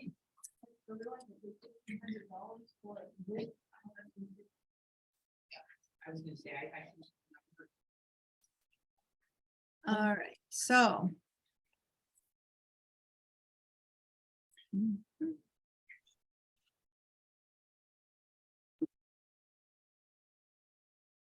My. Uh-oh. My Safari ran into trouble and I'm having a crash. Oh, My whole computer seems to be.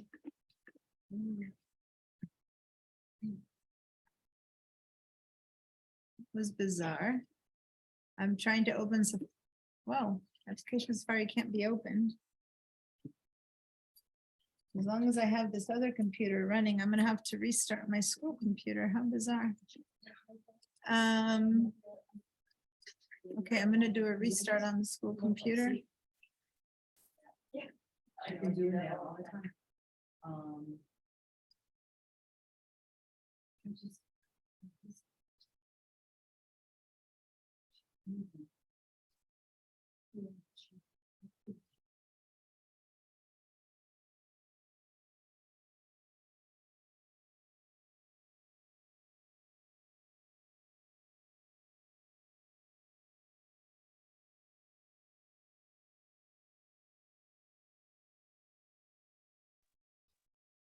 Okay, I had to switch to my laptop.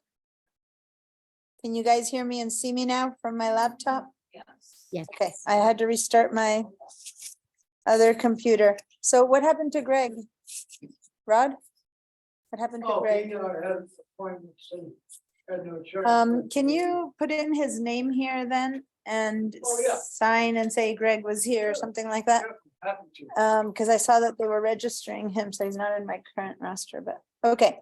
So guys, I just came back from break and discovered that my computer, my school computer was flicking and flickering at me, doing weird stuff, so I had to restart it, so I'm sorry that I'm doing that for a second.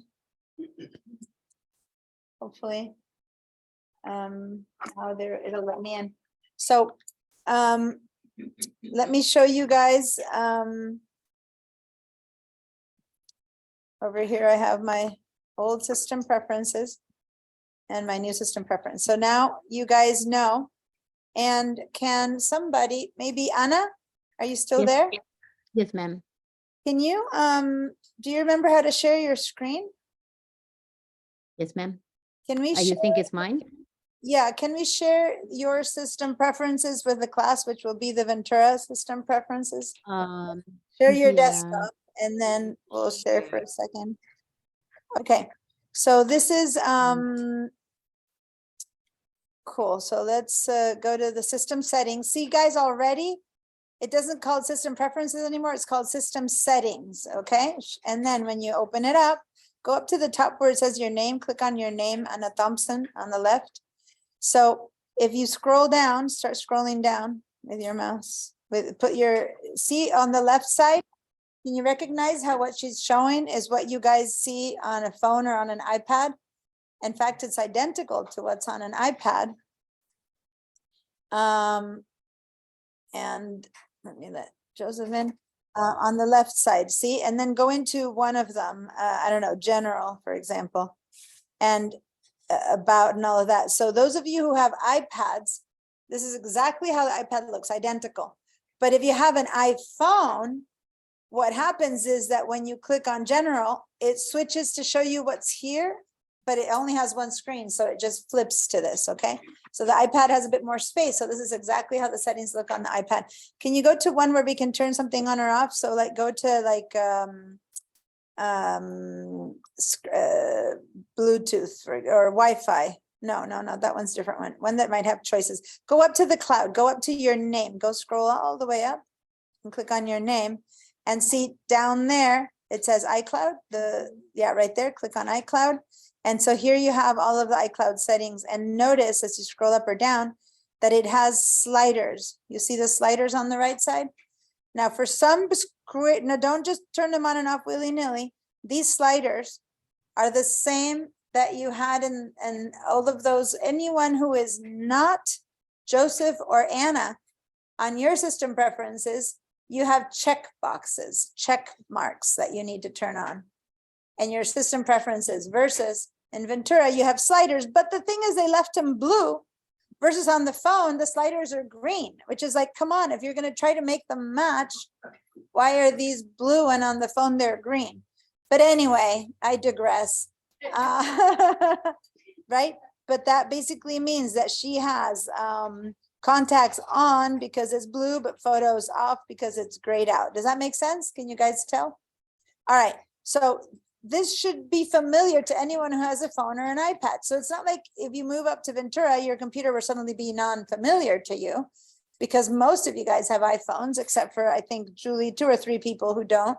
But that is, so for some people, it's like for Julie, for example, your system preferences are going to look pretty different to you because this is how they've been looking for iPhones and iPads all along. Does that make sense, you guys? So pull up your phones, those of you who don't have Ventura, go to your phone settings, and then you'll see exactly what Anna is showing.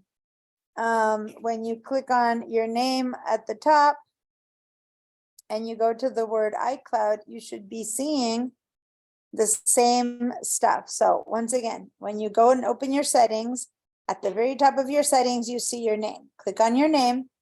So, sorry, Anna, can you go up Yes. to the top of this window that says iCloud, move a little bit higher up?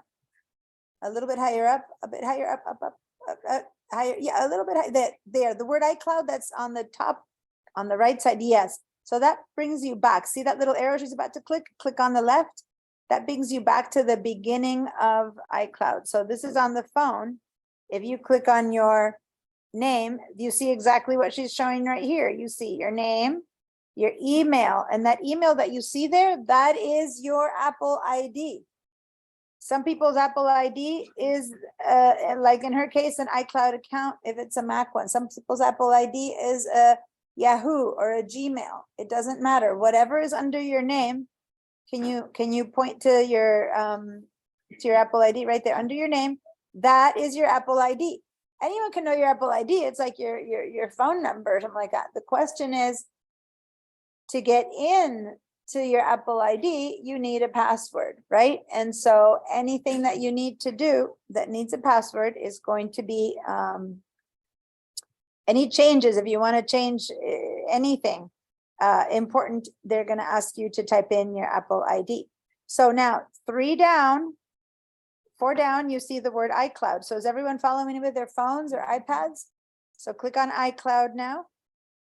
Worried that Anna doesn't have her photos in iCloud. What's that? I'm worried that Anna doesn't have her. Well, photos we're in not worried. iCloud. It's a choice, and everyone who she might not know. Somebody's talking about one of your settings. It's a choice to have that on or not. And I will teach people whether to have it on or not during this class, and mainly during the photos class. But anyway, Mainly, may I say something, teacher? yes. I don't have my photos on, and this is what happened to me. Yeah. Because when I change, I don't know how honestly, the iCloud and the email works. I was Okay. always put in an email, but what happened is that I could not retrieve all my photos at once. They have to do one by one. And it was amazing. If I put it on the iCloud, it have to be one by one. No, that's not so. I could not do it. I tried. I'm seriously teacher. This is like a few years ago. I, Many years. I hear you. I'm not saying that it didn't work for you. I'm just saying that's not the way it is and that you need to take my photos class where you can handle thousands of photos at the same time. And I can show you that, but I can't show you that in this class. No, I but understand. in I the- wanna, in I the- wanna save them in external hard drive and I could not do that. Yeah, so you can save everything in an external hard drive, even if you're doing the photos. I can teach you everything about photos, including how to Okay. save all of them at the same time in a hard drive, not in a hard drive, anything and under the sun. So Teacher, yeah, do you it's teach all Google possible. too? Google that? email, because I don't know how to use the emails. Yeah, so we're gonna be talking about email now, in fact. So in this class, I'll be teaching you how to use all these things. So in fact, the reason I'm having you show this on the Ventura is because people are seeing this on their phones right now. Just so that Oh, people- okay. meaning I'm showing that to people not to be scared necessarily of Ventura, just that anything that I've been teaching you on the phone up until now, you weren't in my Intro to the Mac class, Anna, but I taught a lot about this for people who were in that class. They're very accustomed to seeing this on their phones already. Now I'm showing them that what they will see when they upgrade is basically what you've had on your phone, okay? So just that. Now I'm gonna switch back to, because 99% of the class is still on Monterey or Big Sur. So I'm gonna switch back to showing it on our other systems, but just so that you all see right here, what she's showing, isn't it identical to what you have on your phone? You see No, that? it's not as mine. Yeah, well, I know Not that, as mine, but it's okay. No worries. well, no, it's not that it's not okay, no worries. You might be looking in the wrong place because the settings that you are showing me here right now are exactly the same as the settings on my phone. So pick up your phone, right?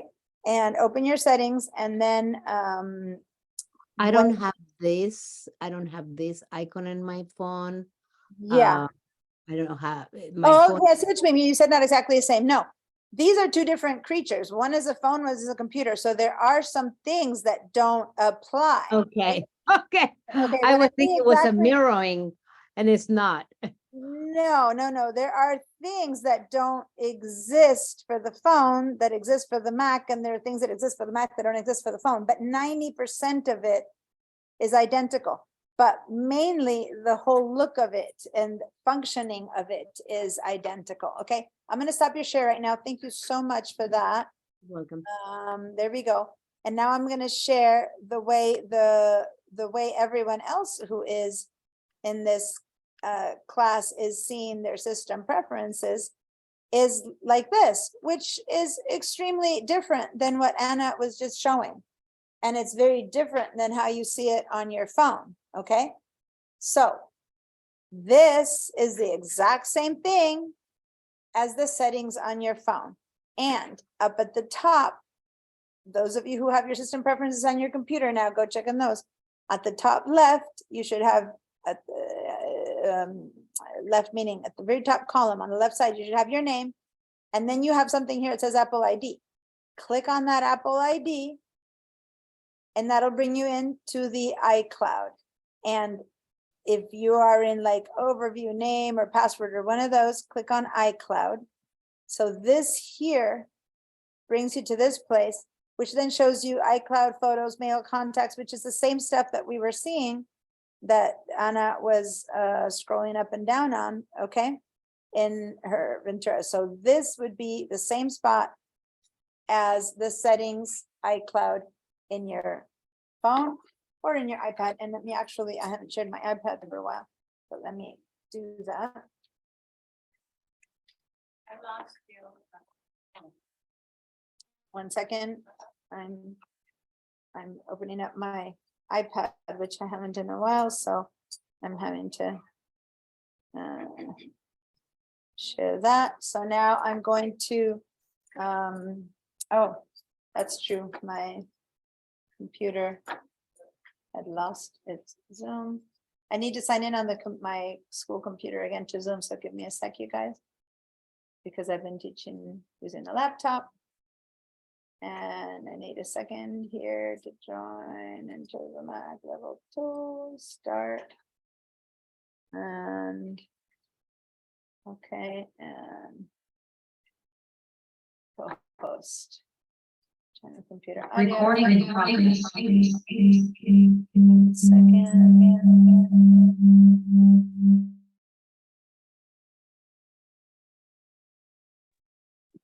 Okay, so now you should be seeing me again. Can you hear me? I'm on the other computer. Is everything good? Yes, Okay, good. All right, so, minimizing and minimizing. Okay.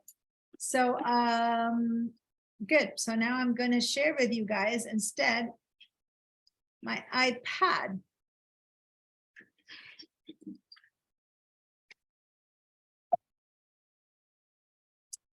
And nope, my iPad is, I can only show, I need to disconnect my phone.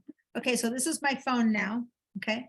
And I'm sharing with you the same thing that, that Anna was showing in her Ventura is on my phone. And so up here at the top, you should see your name. And when you click on iCloud down here, it should show you manage right here. She had 50 gigabytes. Here I have 5 gigabytes, photos, iCloud. But see, the sliders are in green instead of on the computer, they were in blue. But when I said identical, I see what you mean. Yes, there are certain choices that your phone has that your computer doesn't, but it's the format.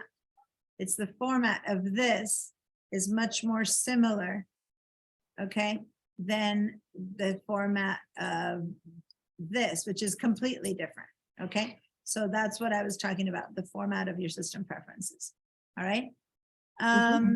Okay, so now I'm gonna stop this share for a second, and I haven't shared my iPad with this class since Mac level 1.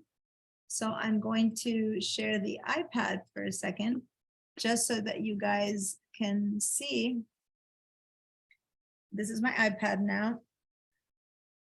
And here we are, same thing. I'm in my settings. And this is where really, it does become so much more identical to Ventura, because on the left side, you have the choices, general, sound, control, all that good stuff. And then when you click on something, it shows up here on the right side, which is what is happening in the Ventura settings. Versus on your phone, what you get, if I could just cut this whole side off, you just get this one thing. And if you click, for example, on general, then the screen flips to show you about software update, like the screen flips to show you that, because it doesn't have space to not show you that. Does that make sense? But other than that, if I were to click on general right now on my iPad or on Ventura, here I will see things like about, and then it tells me how new or how old this iPad is and that kind of stuff, right? If I go to the, on this left side to notifications, then on the right side, it shows me my notifications. If I go here to Wi-Fi on the right side, it shows me Wi-Fi, right? So that is how, if I click over on my name, here I can go to the cloud. So this is what, this thing that the iPad has is identical to Ventura and identical to the phone in this part that I'm moving. Okay, this part that I'm moving here on the left side, this is what our phone shows up. So now I'm going to click on general here. I'm going to see general right here on the left side. Now I'm going to stop this share and I'm going to flip back to my phone. And now I'm going to share my phone. And here I am in the exact same screen of the left side of what I was showing you in the iPad, where if I scroll down to general, there's no space to show it to me here on the right, because the phone is only this thing. So when I click on general, it switches to about software update ADRIP, what I was seeing on the right side. Does that make sense, you guys? I'm just trying to equate. So, but for now, so whatever you're learning today on your phone and your iPad will let you be ready, because when you move up to Ventura, it will be like, oh yeah, I've seen that 20,000 times on my phone and my iPad. Okay, that's the idea. They're trying to make it look more similar instead of this different format. Now, looks like you have a hand up, yeah? Rod? If you're having a problem remembering your Apple ID and password, Mm-hmm. and you go to right where we are, and go to the top of the list where it has Mm-hmm. my Apple ID. That is your Apple ID, yeah, but it won't help you remember your password.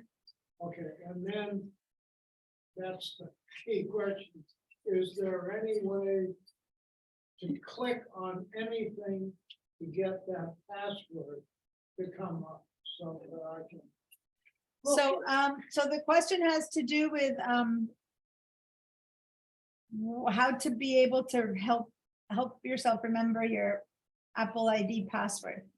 So here's the thing, there's a thing on the computers called the keychain. If you use the keychain, and let me share my screen of this computer. If your keychain is turned on, and so now I'm in the iCloud system, okay, system preferences, okay? System preferences for everyone who's on the Mac, other than Joseph and Anna. It looks like this. When you click on your Apple ID, here it shows you a bunch of options, and you can have them on or off. This little check mark is the one that's identical to the slider, which they left blue. And on the phone it's green, but that check mark is now a slider. Okay. And so if your slider is on the keychain right here, if you have the keychain and it's on, and I'm going to the system, I'm going into my phone here so that I can see that. If you have the keychain on, then passwords that you put in on your computer are remembered, and then when you have the keychain on your phone remembers the passwords that you put in on your computer, and the same with if you leave the keychain on your iPad, they remember the password, so you don't have to keep tapping. If I already put in the password for your Amazon account on your phone, then your computer knows it, then your iPad knows it, right? But the question that Rod had was his Apple ID. The Apple ID password gives you access to everything of all your stuff, and it gives you access to your files on the cloud and a bunch of other stuff, right?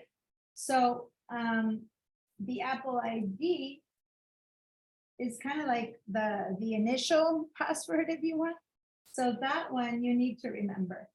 There are ways, there are apps that you can put in, and there are ways to remember, and you can use the keychain to remember it. But for the most part, I recommend people just try to remember a few passwords, and one of them would be their Apple ID, another one would be their banks. Over break, we had a question here with Joseph. Just because, I don't know about you guys, depending on where you live, you might close your door with a lock and key, or with 3 locks and keys, or leave your door open, right? Depends on where you live. If you're in New York, you probably have, I remember when, and people have like 10 locks on their door, stuff like that, right? I remember seeing it in sitcoms and things that you go in and there's slider. I visited my friend in New York. She lives near Times Square. She has one lock. So I guess that's more of the past or the way it used to be. Who knows? I don't know. But anyway, it was just like, okay, that seems a little bit exaggerated.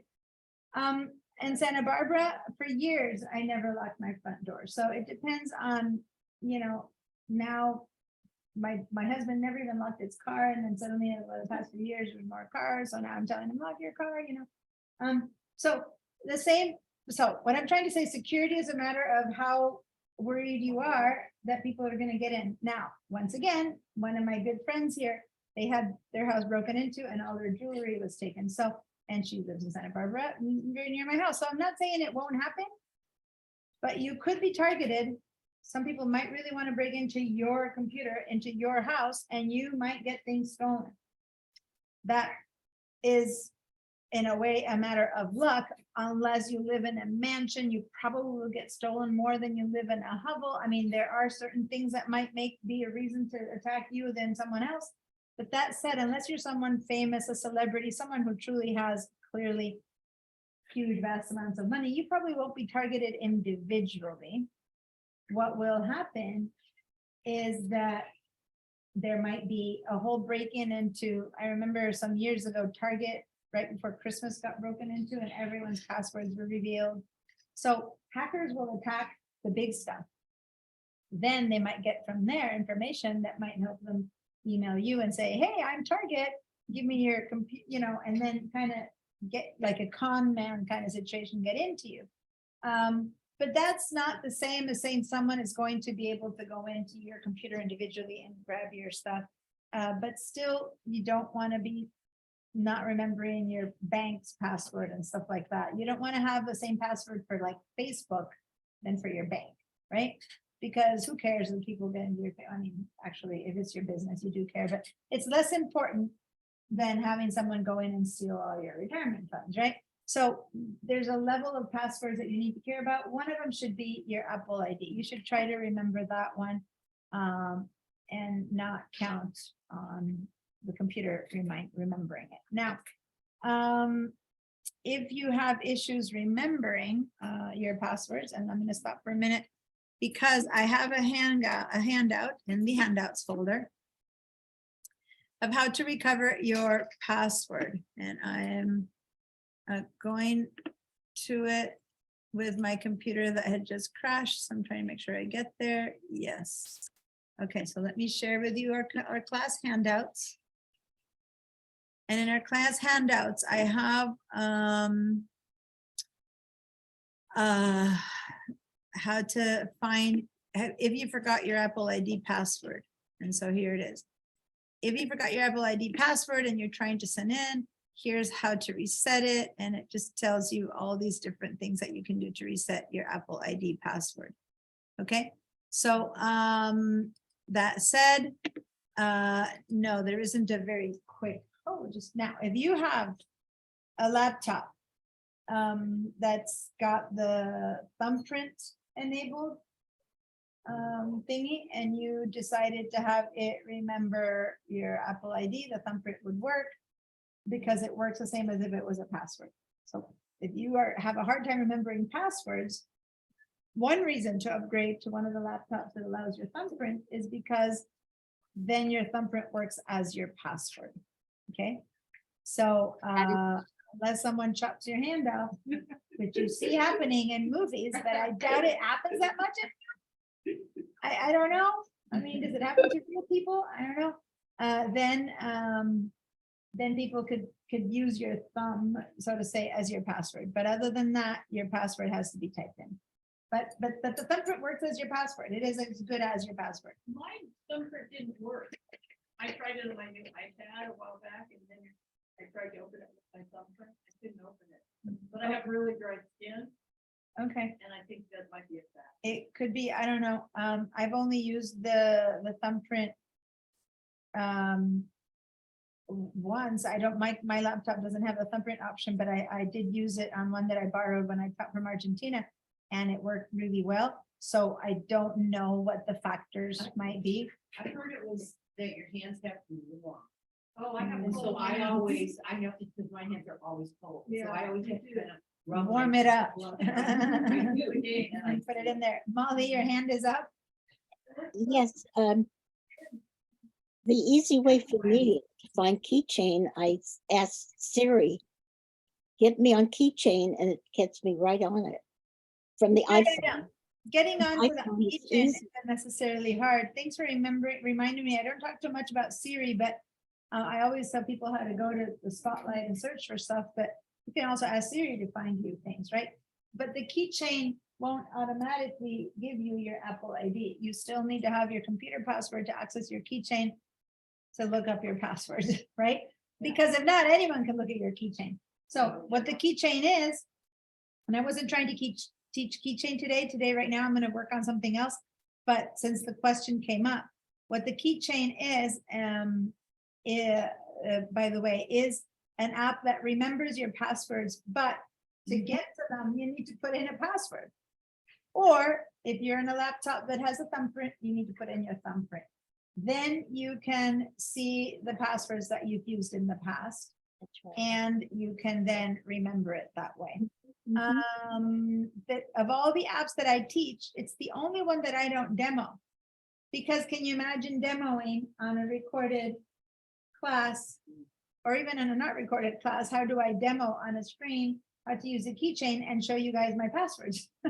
So it's like the one thing that I just cannot, in any way, that I cannot demo that app. I can demo so many apps, but not that one. So, but I do want to share with you guys, and I see some hands are up, but I do want to share with you guys that you can learn how to use stuff from the Apple. So let me share this last thing and learning how to teach yourself certain things. And this is what I wanted to show you, that if you go online, if you go to the, let me open a new tab, and this responds a little bit to Anna's question, not doesn't respond, but when you're in Safari, and I'm going to be talking about Safari in a minute, and you click on this plus sign, if you have Safari open, and by the way, please use, because I do want to work with Safari today. If you're accustomed to using Chrome or Firefox, or that would probably be it for the Mac or Safari, and or you switched from a PC that used Chrome, and so you brought Chrome into your Mac.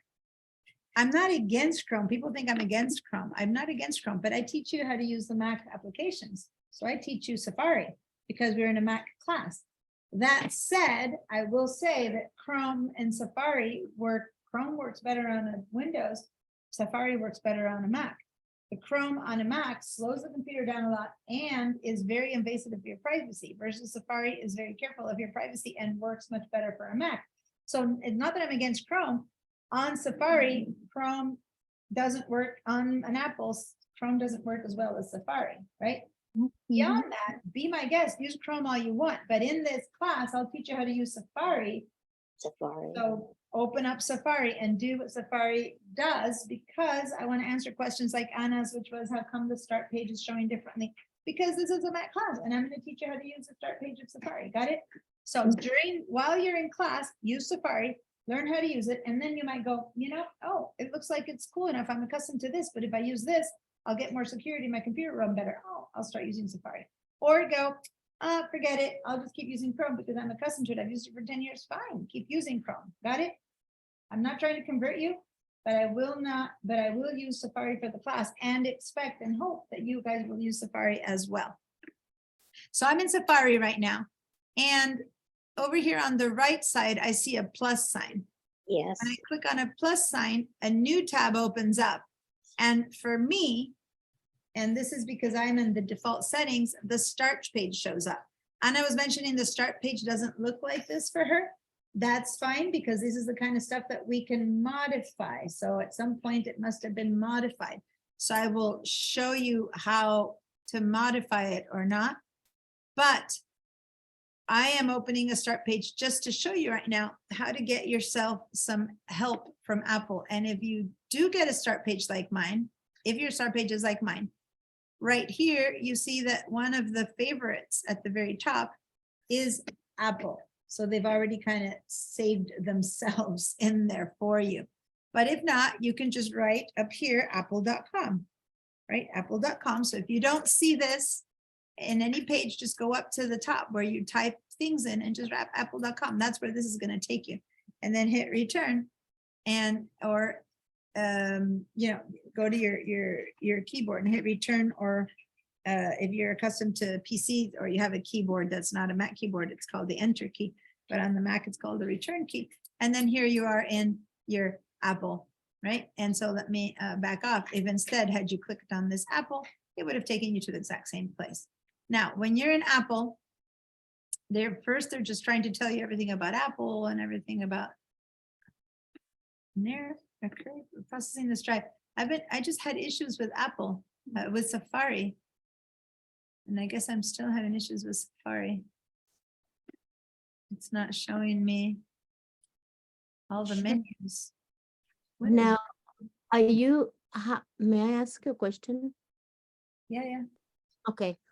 When you said that, I got in with Google Chrome at this point to the class. Yeah. Because last time I think it was, maybe I misunderstood. I think you say that we need to use the Google Chrome to get into the Google Drive or something. But No. when I want to set my first page, Yeah, I'll talk about the first page in a second. I know it was your first question. I'm first trying to get people to show them how to get themselves some help. But Okay. for some reason, when I'm in apple.com, I'm getting an error code of processing this directive. Are you guys getting that too? Yeah, because I got it. on my Yes. phone. It's so weird. Something's happening with the Apple page. Yeah, Because up here at the top, we should have access to Apple support. So I don't know what's happening to Apple page right now, but this is like an Apple problem because I just checked on 2 computers. So instead, what we can do here, look, it's the same place that I wrote apple.com. Click in there and then let's write Apple support. Let me see. I'm just writing Apple support, Apple support. And let's see if the Apple support page goes. Okay, the Apple support is working. That main page wasn't working. But write Apple support or support.apple.com and you should be in this page, okay? I'm bringing you here only because I just said that if you don't know how to use something, and I told you how I can't demonstrate keychain, then Apple support can help you. So over here, you can go to the word support right there, right? Click on support. And no, I'm sorry, click on this, not that one, support. On the magnifying glass next to support, click on that and write keychain, right? And then here it says set up the keychain and stuff like that. So if I go here, it talks to you how to turn on the keychain, how to do it and why come and da da da da da da da. Okay. So now I'm just showing you how to get to support. Let me share a different thing. Let me share my entire screen because if you don't want to go online, plan B, and now I'm just in my main menu screen and I can leave the system. You can go always in the Finder window. There's a help up here, right? But in the general help. So if you click on that help, so if you are in Safari, that help will help you with Safari stuff. If you're in system preference, it'll help you with system preferences. You just in the Finder, it'll help you with the Finder help. So this help is kind of restricted to each app that you have. But the good news is that say I go and I write keychain in here and oh, sorry, then it gives me all these different ways of how to use a keychain, how to remember passwords on the Mac. Okay, this conversation that we're having, learn how passwords are used on a Mac. What is a certificate? What's a check? There's a lot of stuff. So say that I say use iCloud keychain and I click on that. What it opens up is the Mac OS user guide. And this teaches you again about stuff that you don't have. So if you know that what you want to learn is keychain, do that. Now, if you don't know about Macs to know that a keychain is doing this, then you wouldn't know to type the word keychain in your help. You know what I mean? So, if you did know enough, you could go in here and write the word passwords because everyone knows the word passwords. And so then learn how passwords are used on a Mac. And when you do that, it'll bring you to the Mac user guide again. And so then it'll start talking about passwords and passwords in the iCloud keychain and then your Apple ID if you forgot your Apple ID. So as you can see, if you don't have me around, you can either go to the internet Apple support page and ask your questions, or from your computer itself, go to this main help on the Finder, because any question you ask and you click on, it'll take you to the general user guide. And then in here, you can keep searching for other stuff and keep going around through this thing because the user guide has, like if it'll need your administrator. What's the administrator? I don't know. Click on administrator and it'll take you on information of what's an administrator. Login keychain. What's the keychain? Click on keychain.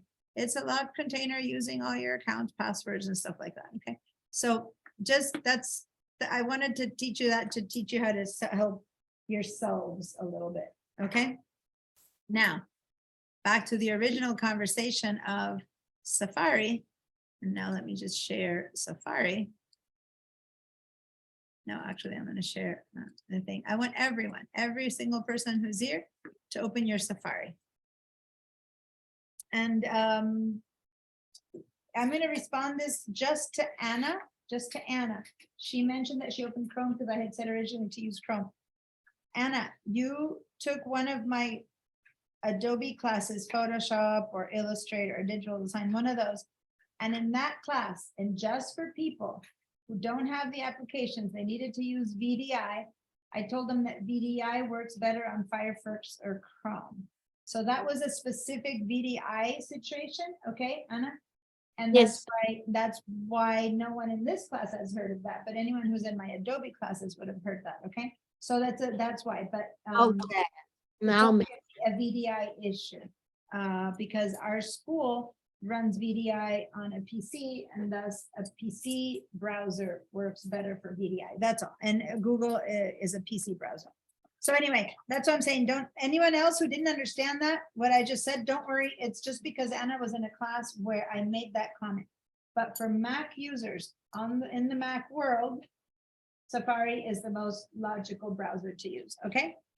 So now, when you open a browser, at this point, you might have one or two tabs or not. Many times, those of you who entered to the cloud might have been left with this login with Google Zoom. That tends to kind of sit there because that's how you access Zoom. Safari opens up and then you have to say launch Zoom. So you might be sitting here and you won't have this that I have here. These little guys you have here, you won't have them. So don't worry if you don't. These is something I put in that I'll teach you about, but let me just show you what they are.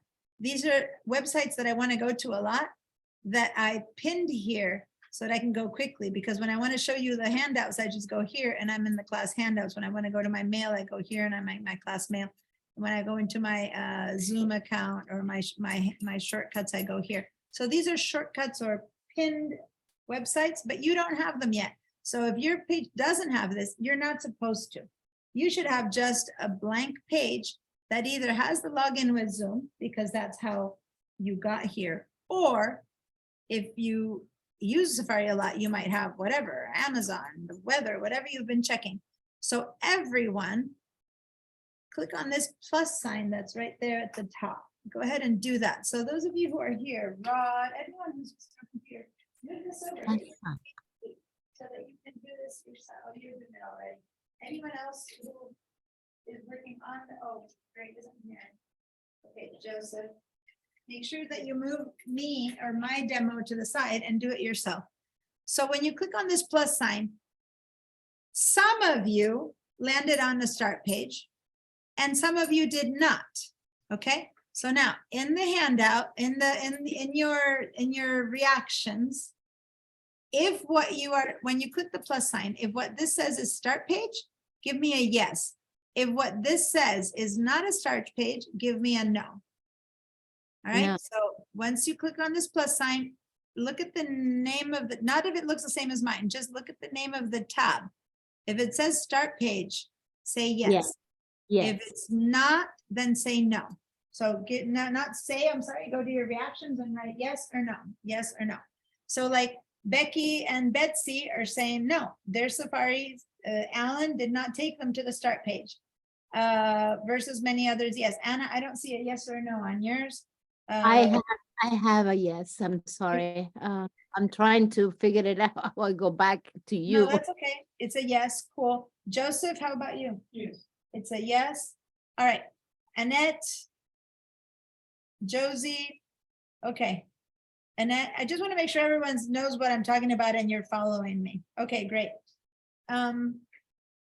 Now this start page might look like mine or might look very different because you might have modified it. Now for Betsy or for Becky, who literally do not even see a start page, they might have changed their start page to show something else.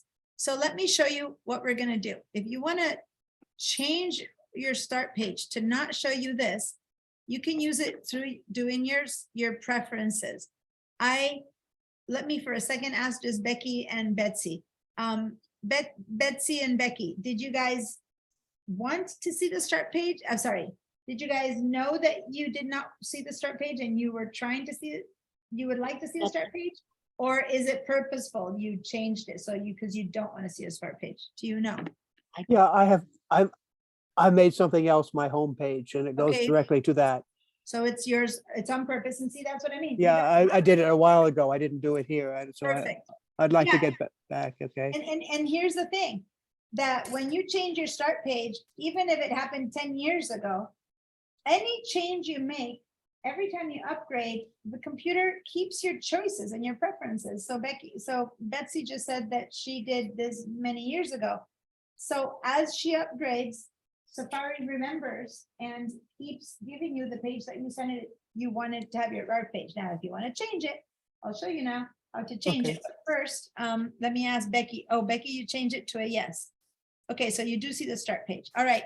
So, I got mine. Steph. okay, so now just for Betsy, sorry, I asked both Becky and Betsy, and so since they're so similar, my mouth is like going, just for Betsy.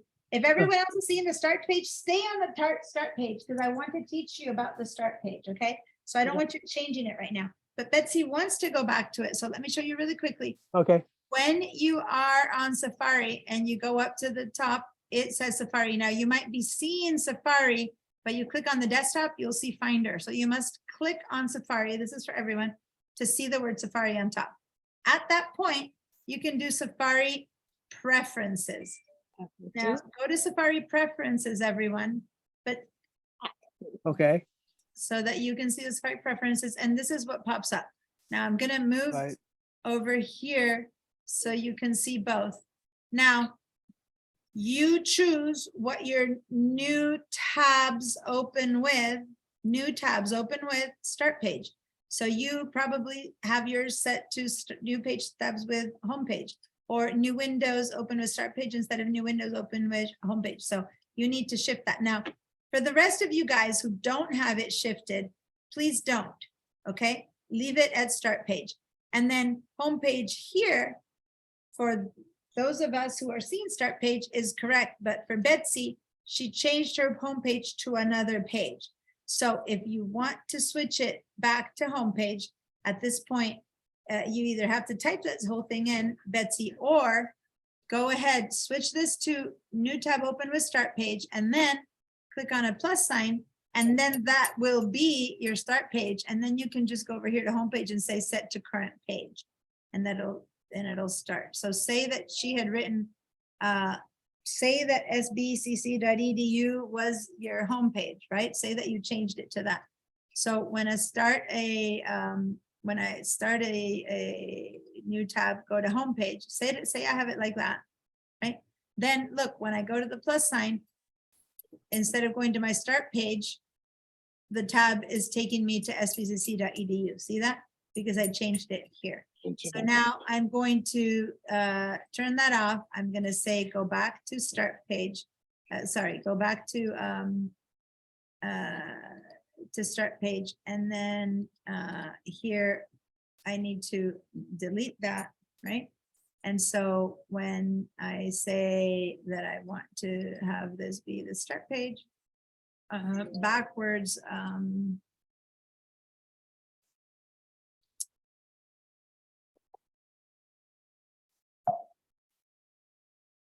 what was it?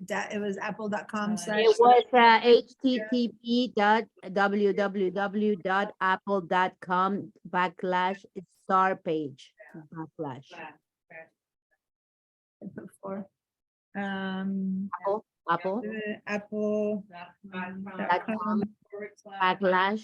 /star page /. Okay, does that work? http://apple.com. Oh, HTTPS, thank you. Startpage.com, cool. So now, there we go. So now I have it reset again. So anyway, It doesn't set, it's set to the current page in the bottom. You know, it doesn't it highlight. does if I go to a different page. So say that I go to CNN.com, then it'll allow me to set to current page. But the start page is the default, so it's grayed out, right?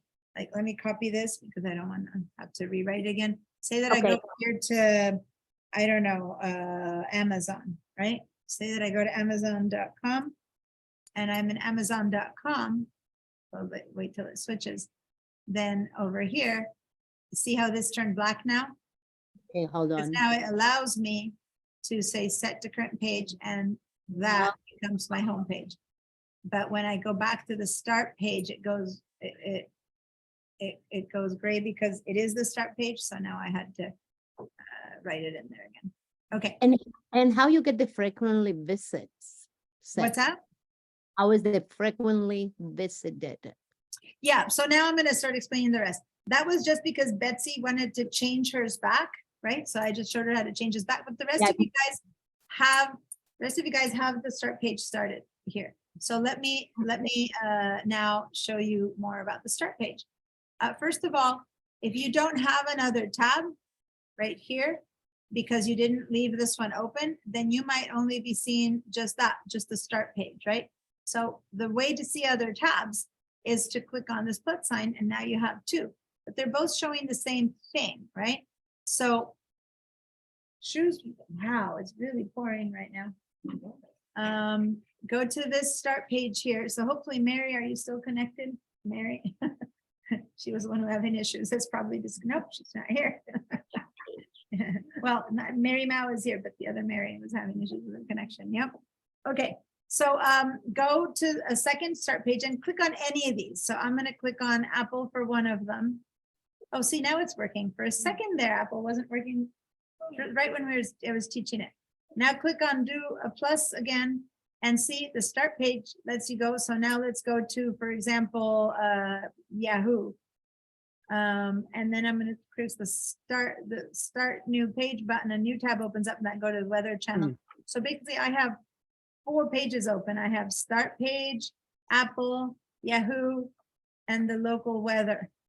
Okay, so this is what having tabs means, where you have many things open that you want to see and you keep them open as separate tabs. And I know some of you guys have never used tabs. You always just go inside of your own system, but it could have been a choice that you might have turned off. So whenever you click on one of these, instead of opening a new tab, if this is changing into that one, it might be that you have a choice here that's set up differently. So for it to work this way, right, then you have to have new windows and new tabs open with start page. Okay, so make sure that those are the choices. Now, why do we want the start page? What's the point of the start page? First of all, as I said here, it offers you favorites, which up until now, you might not have chosen them. Now over here, if you go down, it says favorites shows favorites. It's like, okay, duh, favorites shows favorites. What are you talking about? Well, because you could have favorites show something else, and that's why it's giving you the choice. But what are favorites? Who made something a favorite? Well, you get to make things favorites. So for example, Apple chose to make these things favorites, right? I've got what if you decide to make something else a favorite? So let's go ahead and open a new tab and let's write sbcc.edu, hit return. And now we're going to make sbcc.edu a favorite. And it's going to go into favorites, okay? So everyone open a new tab first and give me a second.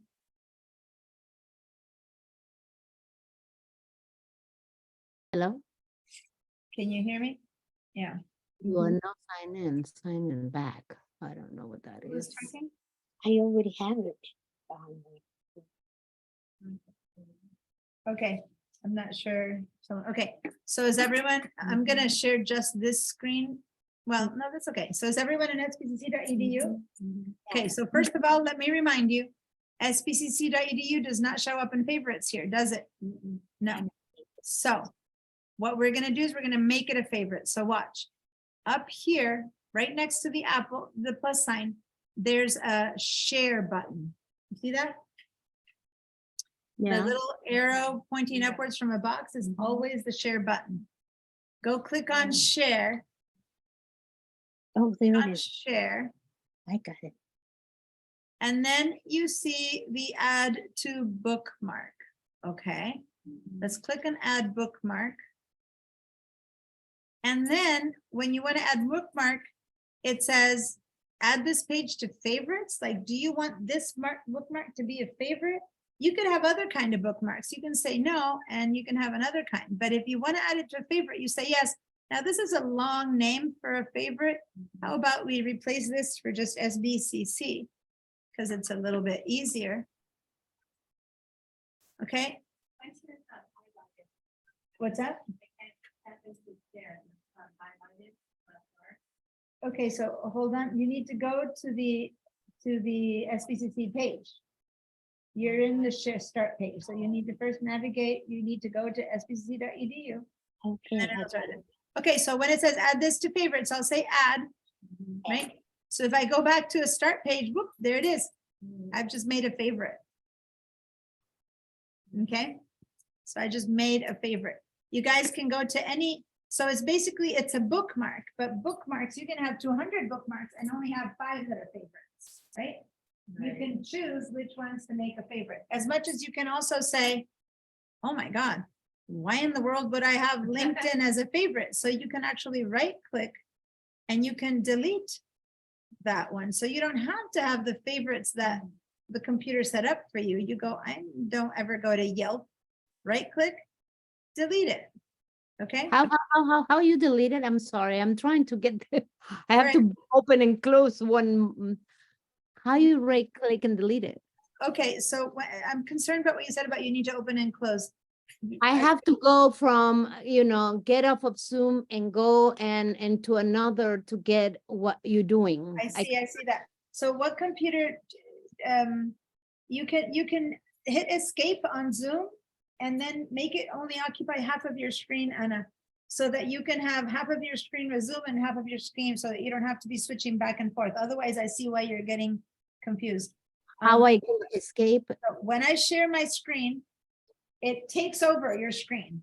Yes, Now go to the top left corner of your keyboard and the ESC escape keyboard is there.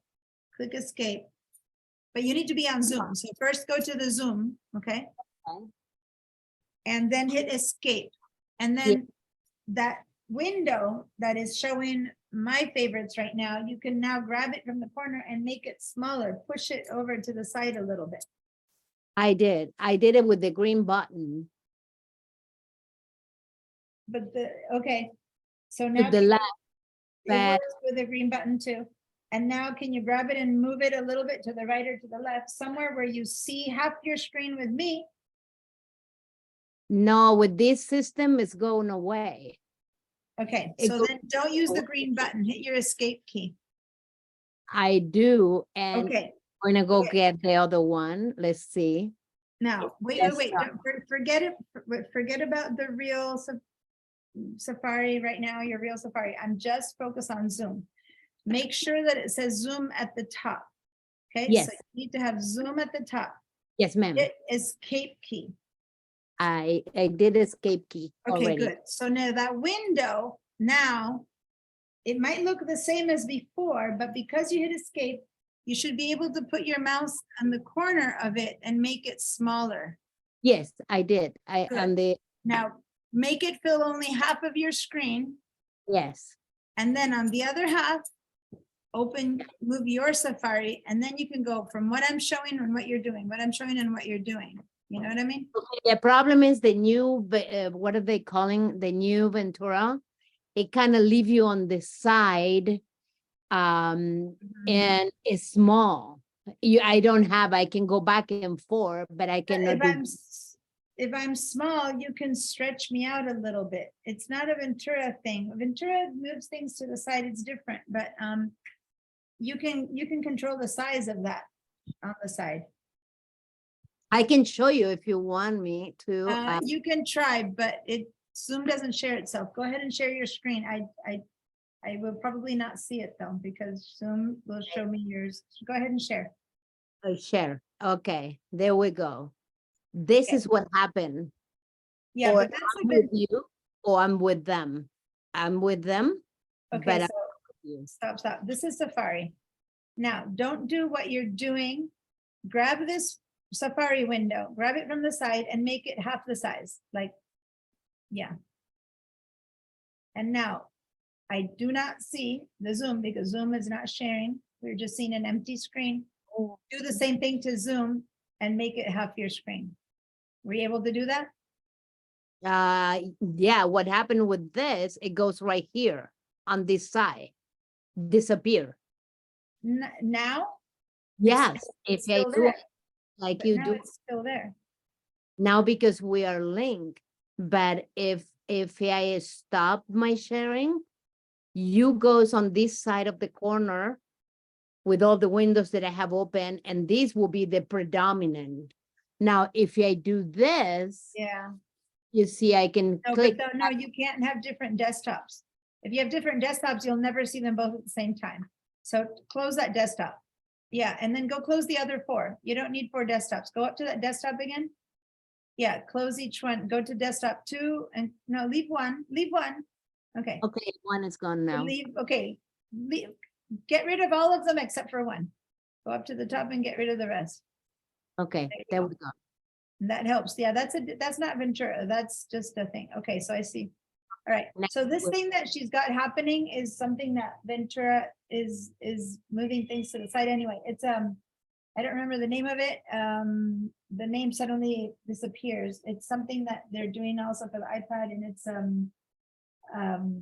not called Active Desk. It has a name. I can't. The name is escaping me. But yeah, it tries to maximize your space for small screen where it pushes things to the side while you see one thing at the same time. But you have a way to see 2 at a time. And I can't remember in Ventura because I read about it, but I I didn't. know I can do Don't use this, that. Don't use, close but that. you Don't know, move. I cannot do it. One is became not active. There is a but- way to do that. I'm gonna have to research it. better. Annotate. You see, oh, you don't see it. I wish I can. I know I can take a picture and show it to you. Look. This is what happened when, look, I will show you this. I'm sorry, I'm taking a photo of Okay, I'm the, looking at the time because we have 5 more minutes, but hold on. I'm gonna have to research it, Anna. Here's the thing. what happened. This is Um, right there.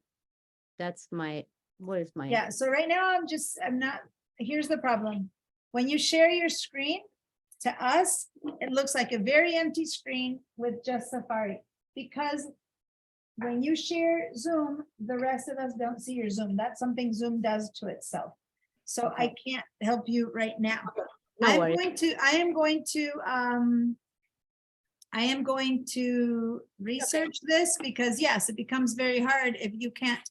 Plus, as soon as people start, oh, Joseph has Zoom, so maybe has Ventura. Are you gonna bring your laptop here ever? Because then I can see it. Because if I see the problem, I can try to, I'm gonna research it, but what you can do, Anna, is maybe do a search. And I'm going to see if I can search how to keep Zoom and how to keep Two windows. Zoom. No, it's not 2 windows. 2 windows can be kept in Safari in Ventura. It's Zoom that is doing this. Zoom and another window open in Ventura or at the same time or something like that.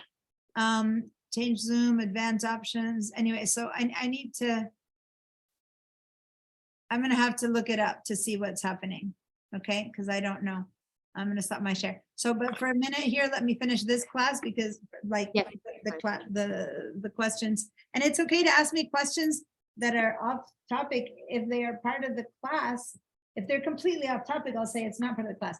But to have someone who is on Ventura be able to see the screen is part of the class. You know what I'm trying to say? Plus, I discover there's a problem and I'm gonna have to learn it because I don't know how to fix it. I don't, Ventura does this thing that you guys might have not used yourselves where it switches, it minimizes, which is really comfortable, but at first it takes some time to get accustomed to. But I did not know it would have an issue with Zoom, so that's news to me. So I'm gonna have to research that. Until I can get a computer with Ventura, though, I won't be able to hands-on try it. So maybe Joseph on Thursday, if you bring your laptop, I can try it on yours. Okay, so here's what I was trying to finish saying. That's how you add things to the bookmarks. You can, once again, go to any page that you want, that you're looking at. So maybe you, as I said, maybe you shop on Amazon all the time. You go to Amazon, go to this Apple, sorry, not go to this Apple, go to the share icon right there, add it to the bookmark. And then if you choose to leave it in favorites, I'm going to bring it down to Amazon. Okay, and when I add it, there it is. Now I have Amazon there. Now, what if I did not want Amazon there or any of these that you don't want? You right click and say delete, Okay, and it disappears. Thank Okay, you. so I want to leave I need to leave the rest because I need to teach. And so people need to see the basics, but go ahead and put the ones that you want the most there. Okay, that's one thing. Now, the computer still goes, oh, but let me tell you what you go to a lot. And so even if I didn't bookmark SBCC, I go on this computer to SBCC all the time. So as you can see, I have my Google Mail is Yeah. because I go there a lot. You might have other stuff that you go there a lot. And depending on how much you go to them, they end up reordering themselves and putting themselves at the top.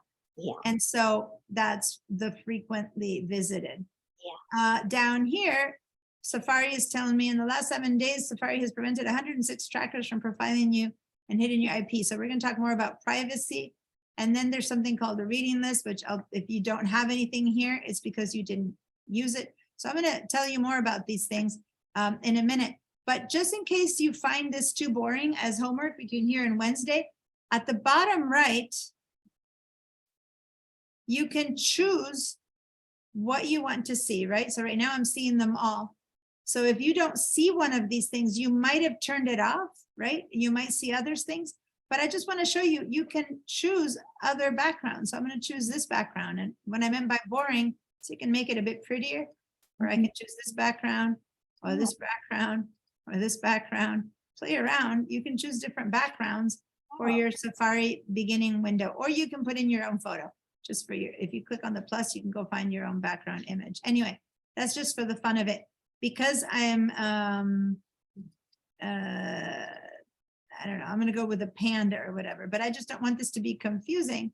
So what's my nothing? Uh-oh, now I don't know how to go back to nothing. Once I do that, doesn't look like it gives me a choice to go back to nothing. Arr. Well, I guess I'm going to have to stay with one of these. I'm sure there's a way to go back to not having one of them. Oh, wow. But I got- anyway, I'll Well- stay with Panda for now, but that's just to make it a bit prettier. But in the end, it doesn't matter. It's what you see or what you don't see. Okay. So if you see more of these things, it's because you've used more of them. Like if you don't see reading list, it's because you didn't ever put anything in your reading list. If you've never used Safari, you wouldn't see things in your frequently visited because you've never used Safari. As you begin to use them, you'll see more of them. So I'll begin to see series suggestions, private report, frequently used favorites. As I use it, I'll see more of these. Okay. Mhm. So I'll bring you here and we're going to keep working with this. But remember always that any changes are going to be in the Oh, I got it. any changes for this that you don't want are going to be in the preferences here. And we're going to go through many other preferences and other stuff. But right now, the main thing I want to say that I do know I need to please, it's 12:15 and I'm teaching another class that starts very soon. So I need to go. But I do want you to know that everything I'm teaching you today with Safari preferences Wonderful. is important because every app that we're going to be learning has its own preferences. And when you change the preferences, it changes how this thing works. But those preferences then might or not appear on your phone. When you go to Safari, you might suddenly have a bear or not in the background of your Safari. If the cloud that you have set up on your phone, if the cloud has a check mark set up for both, then if you now open Safari on your phone, you will see the new SBCC favorite that you made on your computer is now on your phone as well. So that's the conversation we're going to keep having. Doesn't matter if it's about Safari or contacts or mail, any changes you make in one thing appears in the other, as long as your system preferences and settings have the slider turned on and the check mark turned on for that same app. So any of you who just added a new thing on your Safari favorites, go to your Safari on your phone and see if you can see that on your favorites in your phone, okay? We'll talk more about this and how that happens next class. Can I- Remember, Zoom people, please join us 10 minutes later on Thursday at 9:10. Do not wait until 10 a.m. I'll be starting at 9:10. Sometimes the computer, when I come here, is all disconnected because some other teacher has left it a mess. And if so, sometimes I might be a couple of minutes after, but for the most part, just hang out after 10. Join us at 9:10 and that's when I try to open up. When people are asking me questions in person, I'm like, oh, a minute, it's 9:10, I need to go open up, you know, but around that time, I'll let you in. Okay? Let me email me if you have issues or questions. Other than that, I will see you on Thursday. Bye. Don't forget to vote. Yes, don't forget to vote. I voted. Thank you, Diana. Okay. Teacher? She left.